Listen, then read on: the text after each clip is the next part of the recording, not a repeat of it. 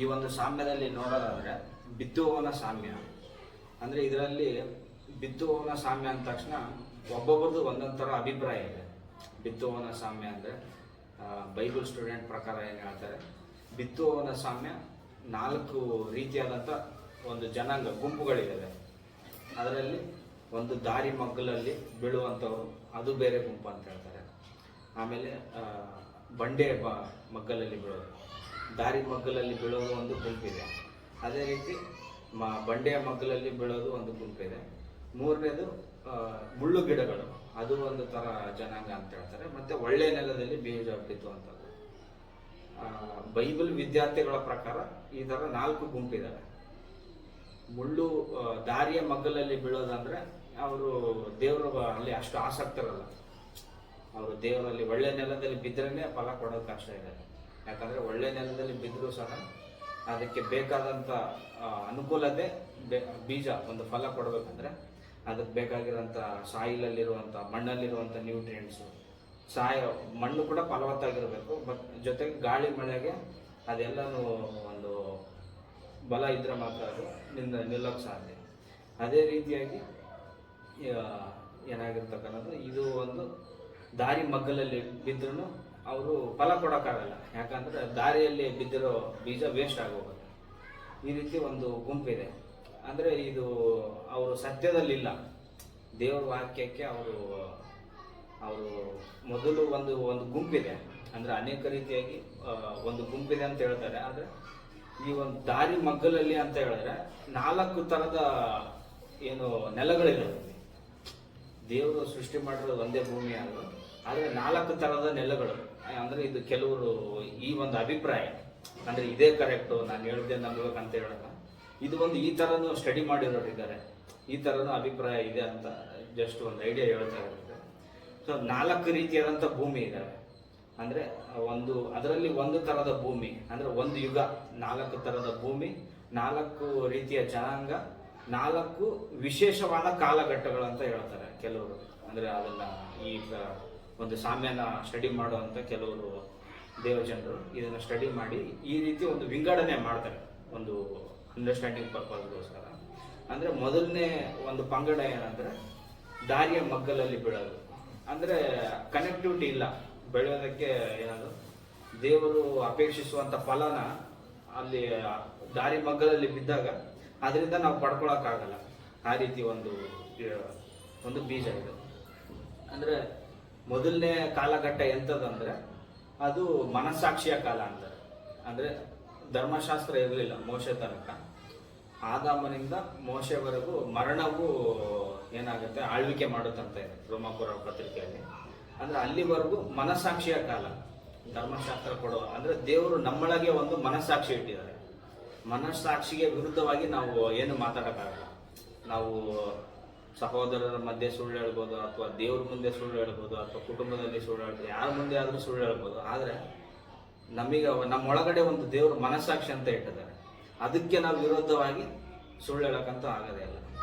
ಆ ರೀತಿ ಒಂದು ಡಿಫಾಲ್ಟ್ ಆಗಿ ದೇವರು ಸರಿ ತಪ್ಪನ್ನು ವಿವೇಚನೆ ಮಾಡುವಂಥದ್ದು ಮನಸ್ಸಾಕ್ಷಿಯೇ ದೇವರು ನಮ್ಮೊಳಗೆ ಇಟ್ಟಿದ್ದಾರೆ. ಅದು ಒಂದು ಧರ್ಮಶಾಸ್ತ್ರ. ಒಂದು ಕಮೆಂಟ್ರಿಗಳಲ್ಲಿ ಕೂಡ ಬ್ರದರ್ ರಸೂಲ್ ಅವರು ಕೂಡ ಹೇಳ್ತಾರೆ ಏನಂತಂದರೆ, ಅನ್ಯ ಜನರಿಗಾದರೂ ಅಂದರೆ ಧರ್ಮಶಾಸ್ತ್ರ ಇರುವವರಿಗಾದರೂ ಧರ್ಮಶಾಸ್ತ್ರದ ಪ್ರಕಾರ ನ್ಯಾಯ ತೀರ್ಪಾಗುತ್ತಂತೆ. ಆದರೆ ಧರ್ಮಶಾಸ್ತ್ರದ ಇಲ್ಲದವರಿಗೂ ಮನಸ್ಸಾಕ್ಷಿ, ಅದೇ ಅವರಿಗೆ ಧರ್ಮಶಾಸ್ತ್ರ ಇದೆ ಅಂದರೆ. ಅಂದರೆ ಈ ಧರ್ಮಶಾಸ್ತ್ರ ಇರೋರಿಗೆಲ್ಲ ಏನು ಕ್ಲಿಯರಾಗಿ ಅರ್ಥ ಆಗುತ್ತೆ, ಅವರು ನಾನು ಪಾಪಿ. ಯಾಕಂದರೆ 613 ಕಟ್ಟಳೆಗಳಿರೋದು, ಅದನ್ನು ಪರ್ಫೆಕ್ಟಾಗಿ ನಡೆದಂಥವ್ರು ಯಾರೂ ಇಲ್ಲ. ಧರ್ಮಶಾಸ್ತ್ರದಿಂದ ನೀತಿವಂತರು ಆಗಲು ಅಸಾಧ್ಯ, ಅದು ನಮಗೆ ಗೊತ್ತೇ ಇದೆ. ಅದನ್ನು ನೆರವೇರಿಸಿದವರು ಏಕೈಕ ವ್ಯಕ್ತಿ ಅಂದರೆ ನಮ್ಮ ಪ್ರಭುವಾಗಿರುವಂಥ ಕ್ರಿಸ್ತರು ಬಿಟ್ಟರೆ, ಯೆಹೋಶುವ ಬಿಟ್ಟರೆ ಯಾರು ಅದನ್ನು ನೆರವೇರ್ಸೋಕ್ಕಾಗಲಿಲ್ಲ. ಆದರೆ ಯಾರಾದರೂ ಪ್ರಯತ್ನ ಪಟ್ರ ಅಂದರೆ ಖಂಡಿತ ಪಟ್ಟಿದ್ದಾರೆ. ಅದನ್ನು ದೇವರ ಆಜ್ಞೆಗಳನ್ನು ಅನುಸರಿಸಿ ದೇವರಿಗೆ ಮೆಚ್ಚುಗೆಯಾಗಿ ನಡೀಬೇಕಂತ ಮೋಶೆ ಆಗಿರ್ಬೋದು, ಯೆಹೋಶುವ ಎಲ್ಲ ಒಳ್ಳೆ ವಿಶ್ವಾಸವೀರರ ಪಟ್ಟಿಯಲ್ಲಿ ಯಾರ್ಯಾರು ಬರ್ತಾರೆ ಅನೇಕರು ಅವರು ಪ್ರಯತ್ನ ಮಾಡಿದ್ರು ಅಂದರೆ ಖಂಡಿತ ಮಾಡಿದ್ರು. ಆದರೆ ಪರಿಪೂರ್ಣವಾಗಿ ಯಾರು ಧರ್ಮಶಾಸ್ತ್ರದ ಪ್ರಕಾರ ನಡೀತಾರೋ, ದೇವರ ವಾಕ್ಯನ ಅನುಸರಿಸ್ತಾರೋ, ವಿಧೇಯರಾಗ್ತಾರೋ, ಅದರಿಂದ ಅವರು ಅವನು ಬದುಕುವನು, ಜೀವ ಸಿಗುತ್ತೆ ಅಂತ ದೇವರ ವಾಕ್ಯ ವಾಗ್ದಾನ ಮಾಡುತ್ತೆ. ಆ ರೀತಿಯಾಗಿ ನಿತ್ಯ ಜೀವ ಪಡ್ಕೊಂಡಿದ್ದು ಯಾರು ಅಂದರೆ ನಮ್ಮ ಕರ್ತನಾದ ಯೇಸು ಕ್ರಿಸ್ತ. ಸೊ ಈ ರೀತಿ ಮನಸ್ಸಾಕ್ಷಿಯ ಕಾಲ ಇತ್ತು. ಅಂದ್ರೆ ಮನಸ್ಸಾಕ್ಷಿ ಅನ್ನೋದು ಏನು ಹೇಳುತ್ತಂದ್ರೆ ನೀನು ದೋಷಿ ಅಂತ ಈಸಿಯಾಗಿ ಹೇಳುತ್ತೆ. ಈಗ ಧರ್ಮಶಾಸ್ತ್ರ ಯಾಕೆ ಮುಖ್ಯ ಉದ್ದೇಶ, ಧರ್ಮಶಾಸ್ತ್ರ ನಮಗೆ ಏನು ಮಾಡುತ್ತೆ ಅಂದರೆ, ಧರ್ಮಶಾಸ್ತ್ರ ಕೊಟ್ಟಿರೋದ್ರಿಂದ ಅದರಿಂದ ಏನು ಉಪಯೋಗ ಅಂದರೆ ಪಾಪದ ಅರಿವು ಅಂತಲೂ ಹೇಳ್ತಾರೆ. ಅಂದರೆ ನೀನು ಪಾಪಿ ಅನ್ನೋದು ಸುಲಭವಾಗಿ ಅರ್ಥ ಮಾಡಿಸುತ್ತೆ ನಮಗೆ. ನಾವು ದೇವರ ಒಂದು ನ್ಯಾಯ ವಿಧಿಗಳೇನಿದ್ದಾವೆ, ದೇವರ ಒಂದು ಕಟ್ಟಳೆಗಳನ್ನು ನಾವು ಅದನ್ನು ಪರಿಪೂರ್ಣವಾಗಿ ಕೈಗೊಳ್ಳದೇ ಇದ್ದಾಗ ನಮಗೆ ಏನು ಹೇಳುತ್ತೆ ಅದು ಧರ್ಮಶಾಸ್ತ್ರ ಅಂದರೆ ನೀನು ದೋಷಿ, ನೀನು ಪಾಪಿ ಅಂತ ಧರ್ಮಶಾಸ್ತ್ರದ ನಿಮಿತ್ತ ನಾವೇನಾಗ್ತೀವಿ ಅಂದರೆ ನಾವು ಮರಣಕ್ಕೆ ಗುರಿ ಆಗ್ತೀವಿ ದೇವರ ನ್ಯಾಯ ತೀರ್ಪಿನ ಪ್ರಕಾರ. ಯಾಕಂದರೆ ಭೂಮಿಯಲ್ಲಿರುವಂಥ ಸಕಲ ಮಾನವರು ದೇವರ ದೃಷ್ಟಿಗೆ ಎಲ್ಲರೂ ಪಾಪವನ್ನು ಮಾಡಿ ದೇವರು ಅನುಗ್ರಹಿಸುವ ಮಹಿಮೆಯನ್ನು ಹೊಂದದೇ ಹೋಗಿದ್ದಾರೆ ಅಂತ ನೋಡ್ತೀವಿ. ಆ ರೀತಿ ಧರ್ಮಶಾಸ್ತ್ರ ನಮಗೆ ಪಾಪಿ ಅಂತ ತೀರ್ಪು ಆಗೋಗುತ್ತೆ ಧರ್ಮಶಾಸ್ತ್ರದಿಂದ. ಅದೇ ರೀತಿ ಧರ್ಮಶಾಸ್ತ್ರದ ಸ್ಥಾನದಲ್ಲಿ ಮನಸ್ಸಾಕ್ಷಿ ಇತ್ತು. ಯಾವಾಗ ಆದಾಮನಿಂದ ಮತ್ತೆ ಮೋಶೆ ಮುಖಾಂತರ ಕೊಡೋ ತನಕ ಅವ್ರಿಗೂ ಅಲ್ಲಿ ಮನಸ್ಸಾಕ್ಷಿ ಮುಖಾಂತರ ಪಾಪಿ, ನಾನು ದೇವರಿಗೆ ಒಂದು ಪಾಪ ಪರಿಹಾರಕ್ಕಾಗಿ ನಾನು ದೇವರ ಹತ್ರ ಒಂದು ಪಶ್ಚಾತ್ತಾಪ ಪಡಬೇಕು. ಮನಸ್ಸಾಕ್ಷಿ ಹೇಳ್ತಾ ಇದೆ, ನೀನು ತಪ್ಪು ಮಾಡ್ತಿದೀಯಾ, ದೇವ್ರ ಹತ್ರ ಕ್ಷಮಾಪಣೆ ಕೇಳು, ನೀವು ದೇವ್ರ ಹತ್ರ ನೀನು ದೇವರಿಂದ ದೂರ ಆಗಿದೆಯಾ, ದೇವ್ರ ಹತ್ರ ಒಂದು ದೇವರ ಕನಿಕರಕ್ಕೋಸ್ಕರ ಬೇಡಿಕೊಂಡು ದೇವರ ಕ್ಷಮಾಪಣೆಯನ್ನು ಪಡ್ಕೊ ಅಂತ ಮನಸ್ಸಾಕ್ಷಿ ಕಾಲದಲ್ಲೂ ಅವ್ರ ಮನಸ್ಸಾಕ್ಷಿ ಹೇಳ್ತಾ ಇದೆ. ಈಗ ಎಕ್ಸಾಂಪಲ್ಲು ಆದಾಮನು ಪಾಪ ಮಾಡ್ತಾನೆ, ಅಂದರೆ ದೇವರ ಆಜ್ಞೆನ ಅತಿಕ್ರಮ, ಅದೆಲ್ಲ ಗೊತ್ತಿರೋದು, ಅನೇಕ ಕ್ಲಾಸ್ ಎಲ್ಲ ಮಾಡಿರ್ತೀರ. ಸೊ ಅದು ಅಂದರೆ ಆದಾಮ ಅವ್ವ ಯೋಧೇನ್ ತೋಟದಲ್ಲಿದ್ದಾಗ ಅಲ್ಲಿ ಆದಾಮನು ಆ ಹಣ್ಣನ್ನು ತಿನ್ನೋಕ್ಕೆ ಮುಖ್ಯ ಕಾರಣ ಏನಾಗಿರ್ಬೋದು? ಆದಾಮನು ಹಣ್ಣನ್ನು ತಿನ್ನೋದಕ್ಕೆ ಮುಖ್ಯ ಕಾರಣ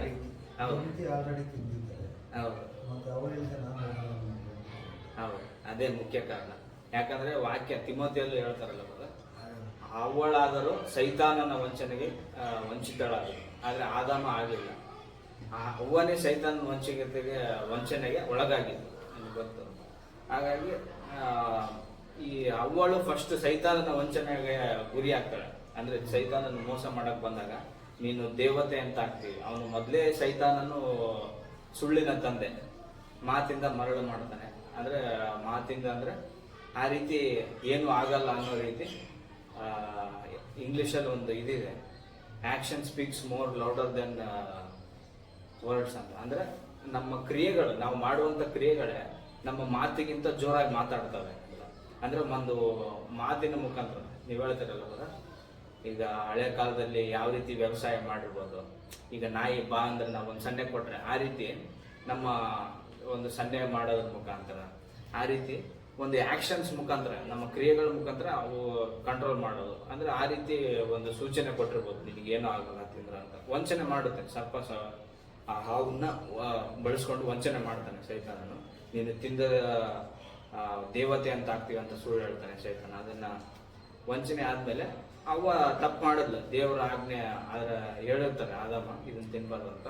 ಸೈತಾನನ ವಂಚನೆಗೆ ಗುರಿಯಾಗಿ ಅವ್ವ ತಿಂದ್ಬಿಡ್ತಾಳೆ. ತಿಂದ ನಂತರ ದೇವರು ಬರ್ತಾರೆ, ಬಂದು ಕರೀತಾರೆ. ಆದಾಮ ಆಗ್ಲೇ ನಾಚಿಕೆ ಪಡ್ತಾ ಇದ್ದಾನೆ. ಈಗ ದೇವರು ಯಾಕೆ ಕರಿತಾ ಇದ್ದಾರೆ ಅಂದ್ರೆ, ದೇವರು ಸಂಜೆ ಆದ ತಕ್ಷಣ ನಾವು ಮನೆಗೆ ಬಂದ ತಕ್ಷಣ ಕೇಳ್ತೀವಿ, ಎಲ್ಲಿ ಮಗ, ಎಲ್ಲಿ ಮಗಳು ಅಂತ. ಯಾಕಂದ್ರೆ ಪ್ರೀತಿ. ಅದೇ ರೀತಿ ಆ ಒಂದು ತಂದೆ ಮಗ, ಆ ಒಂದು ದೇವರ ಮತ್ತು ಮನುಷ್ಯರ ಒಂದು ಆದಾಮನೊಟ್ಟಿಗೆ ದೇವರ ಒಂದು ಬಾಂಧವ್ಯ ಇತ್ತು. ಅದೇ ರೀತಿ ದೇವರು ಕರೀತಾ ಇದ್ದಾರೆ ಆದಾಮ, ಅವನು ಔತ್ಕೊಳ್ತಾ ಇದ್ದಾರೆ. ಹೌದಲ್ಲ, ಬಚ್ಚಿಟ್ಕೊಳ್ತಾರೆ. ಅವಾಗ ದೇವ್ರು ಕೇಳ್ತಾರೆ, ಯಾಕೆ ಔತ್ಕೊಳ್ತಾರೆ, ಯಾಕೆ ಬರ್ತಾ ಇಲ್ಲ, ನಾನು ತಿನ್ಬೇಡ ಅಂತ ಹೇಳಿದ್ದ ಹಣ್ಣನ್ನೇನಾದ್ರು ತಿಂದೆ ಅಂತ ಕೇಳ್ತಾರೆ. ಅವಾಗ ಸರ್ವೇ ಸಾಧಾರಣವಾಗಿ ಏನು ಹೇಳ್ಬೇಕಾಗಿತ್ತು, ದೇವರು ಯಾಕೆ ಬರ್ತಾ ಇಲ್ಲ, ನೀನು ಯಾಕೆ ಹೊರಗಡೆ ಬರ್ತಾ ಇಲ್ಲ ಅಂತ ದೇವ್ರ ಪ್ರಶ್ನೆ ಕೇಳಿದಾಗ, ಅಂದ್ರೆ ಒಪ್ಪಿಕೊಳ್ಳುವಂತ ಮನಸ್ಸಾಕ್ಷಿ ಕೊಟ್ಟಿದ್ದಾರೆ ದೇವರು. ದೇವರು ಮನುಷ್ಯನನ್ನು ಯಾವ ರೀತಿ ಸೃಷ್ಟಿ ಮಾಡಿದ್ರ ಅಂತ ನಮ್ಗೆ ಗೊತ್ತು. ತನ್ನ ಹೋಲಿಕೆಯ ಪ್ರಕಾರವಾಗಿ, ತನ್ನ ಸ್ವರೂಪದಲ್ಲಿ. ಅಂದ್ರೆ ದೇವರಿಗೆ ಯಾವ ರೀತಿ ಒಂದು ಮನಸ್ಸಿದೇನೋ, ದೇವರಿಗೆ ಯಾವ ರೀತಿ ಒಂದು ವಿವೇಚನ ಶಕ್ತಿ, ಬುದ್ಧಿ, ಜ್ಞಾನ, ಮಾತಾಡುವಂತ ಚಾತುರ್ಯ ಎಲ್ಲ ಇದೆನೋ ಅದನ್ನ ಮಾನವನಿಗೂ ಕೊಟ್ಟಿದ್ದಾರೆ. ದೇವರಿಗೆ ಯಾವ ತರ ಒಂದು ಮನಸ್ಸಾಕ್ಷಿ, ನ್ಯಾಯ ವಿಧಿಗಳು ಅವರ ಒಂದು ಹೃದಯದಲ್ಲಿದ್ದಾವೋ ಅದೇ ಒಂದು ಮನಸ್ಥಿತಿ, ಅದೇ ಒಂದು ಕಾನ್ಶಿಯಸ್, ಅದೇ ಒಂದು ವಿವೇಚನೆ ದೇವರು ಮನುಷ್ಯನಿಗೂ ಕೊಟ್ಟಿದ್ದಾರೆ. ಆ ರೀತಿ ಒಂದು ತಪ್ಪು ಮಾಡಿದ್ದೀನಿ, ಇದು ನಾನು ಇದು ಮಾಡಬಾರ್ದಾಗಿತ್ತು ಅನ್ನೋದು ಅವನ ಮನಸ್ಸಾಕ್ಷಿ ಇದೆ. ಒಂದು ನ್ಯಾಯ ಪ್ರಮಾಣ ಮನಸ್ಸಲ್ಲೇ ಇದೆ. ಮನಸ್ಸಾಕ್ಷಿ ಅನ್ನೋದು ಒಂದು ನ್ಯಾಯ ಪ್ರಮಾಣನೇ. ಅದು ಒಂದು ನೀತಿ ನ್ಯಾಯನ ನಮಗೆ ಬೋಧಿಸುತ್ತೆ. ಸರಿ ತಪ್ಪನ್ನ ನಾವು ಆಲೋಚನೆ ಮಾಡುವಂಥ ರೀತಿಯಲ್ಲಿ ದೇವರು ನಮಗೊಂದು ಮನಸ್ಸಾಕ್ಷಿ ಕೊಟ್ಟಿದ್ದಾರೆ. ಆವಾಗ ಆ ಮನಸ್ಸಾಕ್ಷಿ ಪ್ರಕಾರ ಅವನೇನು ಮಾತಾಡಬೇಕಾಗಿತ್ತು ದೇವ್ರ ಹತ್ರ? ಯಾಕೆ ನಾನು ತಿನ್ಬೇಡ ಅಂತ ಹೇಳಿದ್ದನ್ನ ಹಣ್ಣನ್ನ ತಿಂದಿದೀಯಾ ಅಂತ ಕೇಳ್ತಾ ಇದ್ದಾರೆ ದೇವರು. ಅವಾಗ ಹೌದು ದೇವರೇ, ತಪ್ಪಾಯಿತು, ನಾನು ತಿಂದ್ಬಿಟ್ಟಿದ್ದೀನಿ. ಇದು ಕನಿಕರಕ್ಕೆ ಯೋಗ್ಯವಾಗಿರುತ್ತೆ ಈ ರೀತಿ ಹೇಳಿದ್ರೆ ಆದರೆ ಅಲ್ಲಿ ಹೇಳ್ತಾನೆ ದೇವ್ರ ಮೇಲೆ ಅಪರಾಧ ವರ್ಷಕ್ಕೆ ಮಾಡ್ತಾನೆ. ತನ್ನ ಅಪರಾಧನ ಅದನ್ನ ಒಪ್ಪಿಕೊಂಡು ಅದನ್ನ ದೇವ್ರ ಮುಂದೆ ಸರೆಂಡರ್ ಆಗ್ತಾ ಇಲ್ಲ. ದೇವ್ರ ಮುಂದೆ ಶರಣಾಗತನಾಗೋದು ಅಥವಾ ದೇವರ ಕನಿಕರಕ್ಕೋಸ್ಕರ ಬೇಡ್ಕೊಳ್ಳೋದು ಮೊದಲು ಒಪ್ಕೊಳ್ತಾ ಇಲ್ಲ ತನ್ನ ಪಾಪನ ದೇವರಿಗೆ. ಅಂದ್ರೆ ನಿನ್ನಿಂದಲೇ ಆಗಿರೋದು ಎಲ್ಲ, ಅಂದ್ರೆ ತಾನು ಮಾಡಿದ ಕೆಟ್ಟದ್ದನ್ನ ಮುಚ್ಚಿ ಹಾಕಿ ಒಂದು ಬೇರೆಯವರಿಗೆ ದೂರು ಮಾಡೋ ರೀತಿಯಲ್ಲಿ, ದೂರು ಹೇಳೋ ರೀತಿಯಲ್ಲಿ ಅವಾಗ ಏನು ಹೇಳ್ತಾ ಇದ್ದಾರೆ ಅಂದ್ರೆ ಇದನ್ನ ಏನು ಮಾಡ್ತಾರೆ ದೇವರು ಇಷ್ಟ ಆಗಲ್ಲ ಈ ರೀತಿ ಒಂದು ಗುಣಗಳು ದೇವ್ರಿಗೆ. ದೇವ್ರು ಏನು ಹೇಳ್ತಾ ಇದ್ದಾರೆ, ನಾನು ತಿಂದುಬೇಡ ಅನ್ನೋದನ್ನ ತಿಂದಿದೀಯಾ ಅಂತ ಕೇಳಿದಾಗ ನಾನೇನು ಮಾಡಲಿ, ನೀನು ಕೊಟ್ಟಿರೋ ಸ್ತ್ರೀಯೇ ನನಗೆ ಕೊಟ್ಲು ಅಂತ. ಅಂದರೆ ನಂದೆಲ್ಲ ತಪ್ಪು, ನಿಂದೇ ತಪ್ಪು ಅನ್ನೋ ರೀತಿಯಲ್ಲಿ ಆ ರೀತಿ ಮಾತಾಡ್ತಾರೆ. ಅವಾಗ ಏನಾಗುತ್ತೆ, ದೇವರು ಮತ್ತೆ ಅವ್ವನ್ನ ಕೇಳ್ತಾರೆ ಏನು ಮಾಡಿದೆ ಅಂತ ಕೇಳಿದ್ರೆ ಅವ್ವನು ಮತ್ತೆ ಇನ್ನೊಬ್ಬರ ಮೇಲೆ ಹಾಕ್ತಾರೆ. ಅವರು ಒಪ್ಕೊಳ್ಳಲ್ಲ. ಮನಸ್ಸಾಕ್ಷಿ ಹೇಳ್ತಾ ಇದ್ದಾರೆ. ಮನಸ್ಸಾಕ್ಷಿ ಪ್ರಕಾರ ಅವರು ಮನಸ್ಸಾಕ್ಷಿ ವಿರುದ್ಧವಾಗಿಯೇ ಮಾಡ್ತಾ ಇದ್ದಾರೆ. ಏನೇ ಮಾಡಿದ್ರು, ಪಾಪ ಮಾಡಿದ್ರು. ಅಲ್ಲಿ ಅವ್ವನು ಒಂದು ಮನಸ್ಸಾಕ್ಷಿ ಪ್ರಕಾರನು ಅಲ್ಲಿ ದೇವರಿಗೆ ಕ್ಷಮೆ ಕೇಳೋದಾಗಿರ್ಬೋದು, ಅಥವಾ ನಾನು ತಪ್ಪನ್ನು ಮಾಡಿದ್ದೀನಿ ದೇವರೇ, ನನ್ನ ಕ್ಷಮಿಸಿರಿ, ನಾನು ವಂಚನೆಗೆ ಗುರಿಯಾಗಿದ್ದೀನಿ ಆ ರೀತಿ ಹೇಳೋದಂಗಿರುತ್ತೆ. ನೀನು ನನ್ನನ್ನು ಸರ್ಪವು ವಂಚಿಸುತ್ತ ಅಂತ ಹೇಳ್ತಾರೆ. ಅಂದ್ರೆ ಅವರು ಮಾಡಿದ ತಪ್ಪನ್ನ ಅವ್ರ ಮನಸ್ಸಾಕ್ಷಿಗೆ ವಿರುದ್ಧವಾಗಿ ನಡೀತಾ ಇದ್ದಾರೆ. ಈ ರೀತಿ ಮೊದಲನೇ ಒಂದು ಕಾಲಘಟ್ಟದಲ್ಲಿ ಎಲ್ಲ ಮನಸ್ಸಾಕ್ಷಿ ಅಂದ್ರೆ ಮೊದಲನೇ 4 ರೀತಿ ನೆಲೆಗಳಿದ್ದಾವೆ. ಒಂದು ಇವಾಗ ಸರ್ಪನ ಹತ್ರ ಹೋದ್ರೆ ಸರ್ಪಕ್ಕೆ ದೇವರು ಶಪಿಸ್ತಿದ್ದಾರೆ. ಸ್ತ್ರೀ ಸಂತತಿ, ನಿನ್ನ ಸಂತತಿ, ಈ ಒಂದು ಸರ್ಪ ಸಂತತಿ ತಲೆ ಜಜ್ಜಿತು, ಅದು ದೇವರು ಅಲ್ಲಿಂದ ಶುರು ಆಗುತ್ತೆ. ಒಂದು ಸ್ತ್ರೀ ಸಂತಾನ, ಸರ್ಪ ಸಂತಾನ ಪಾಠ ನಮಗೆ ಗೊತ್ತು.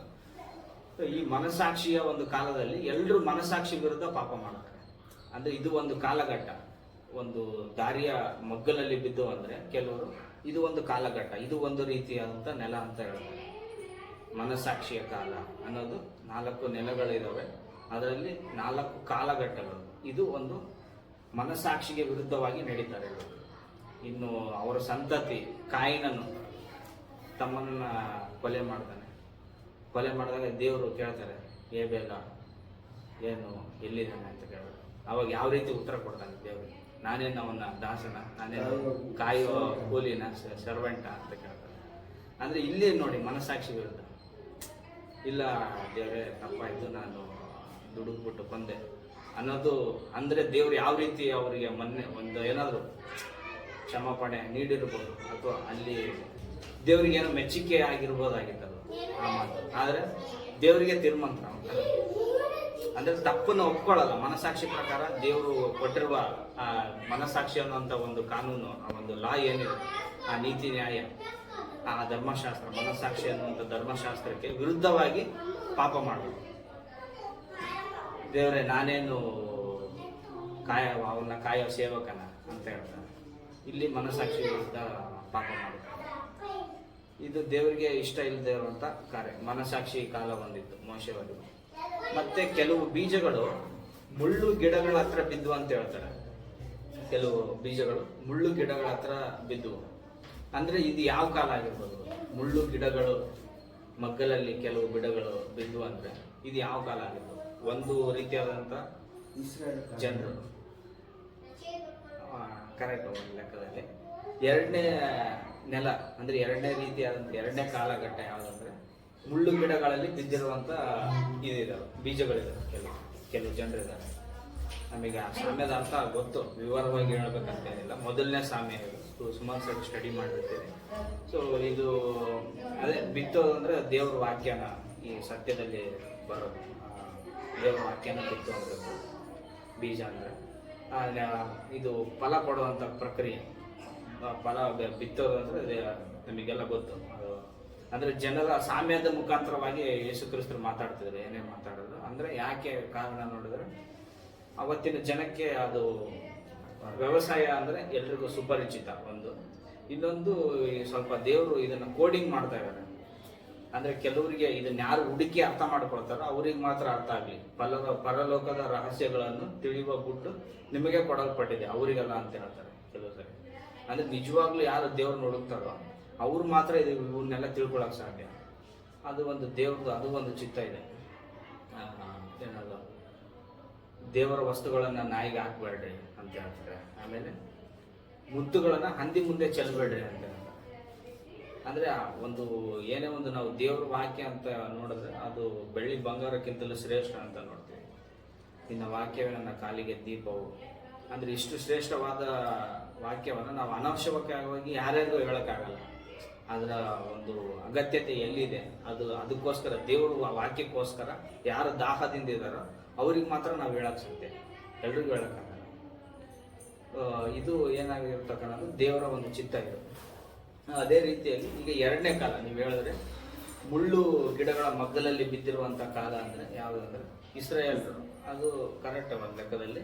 ಅಂದ್ರೆ ಇಸ್ರಾಯೇಲ್ರು ಅಂದ್ರೆ ಮೋಶೆಯಿಂದ ಇನ್ನೊಂದು ಕಾಲಘಟ್ಟ ಶುರುವಾಗ್ತದೆ. ಅಂದ್ರೆ ಆ ಮುಳ್ಳು ಗಿಡಗಳಲ್ಲಿ ಬಿದ್ದಾಗ ಏನಾಗುತ್ತೆ, ಚುಚ್ಚುತ್ತೆ. ಅಂದ್ರೆ ಮನುಷ್ಯರು ಯಾವ ರೀತಿ ತಗೊಂಡ್ರಂದ್ರೆ ಇದನ್ನ ಆ ಒಂದು ಚುಚ್ಚುತ್ತೆ ಅವ್ರಿಗೆ. ಈ ದೇವರ ಆಜ್ಞೆಗಳು ಇದೆಲ್ಲ ಯಾವ ರೀತಿ ಇತ್ತಂದ್ರೆ ಚುಚ್ಚೋ ರೀತಿಯಲ್ಲಿ. ಅಂದ್ರೆ ಅವರು ಫಲ ಕೊಡೋಕ್ಕಾಗಲಿಲ್ಲ. ಅದನ್ನು ಅಲ್ಲಿನೂ ಸರಿಯಾದ ಫಲ ಬರಲ್ಲ. ದೇವರು ಅಲ್ಲಿನೂ ಆ ಕಾಲದಲ್ಲೂ ಒಂದು ಪ್ರತಿಫಲ ಸಿಗಲ್ಲ ಅಂತ ನೋಡ್ತೇವೆ. ಆದರೆ ಈ ಧರ್ಮಶಾಸ್ತ್ರ ಬಂತು ಮುಳ್ಳು ಗಿಡಗಳ ಮಧ್ಯದಲ್ಲಿ. ಅಂದ್ರೆ ಒಂದು ಕಠಿಣವಾದ ಧರ್ಮಶಾಸ್ತ್ರ. ಅಂದ್ರೆ ಅದು ದೇವರನ್ನು ಪ್ರೀತಿಸುವವರಿಗೆ ಈ ಧರ್ಮಶಾಸ್ತ್ರ ಅದು ಒಂದು ಹಗುರವಾದ ನವ ಅಂತೆ, ಎಷ್ಟೋ ಅಲ್ಪವಾದದ್ದಂತೆ. ಆದರೆ ದೇವರನ್ನ ಪ್ರೀತಿ ಮಾಡದೇ ಇರೋರು ಅವ್ರಿಗೆ ಭಾರ ಅನಿಸುತ್ತೆ.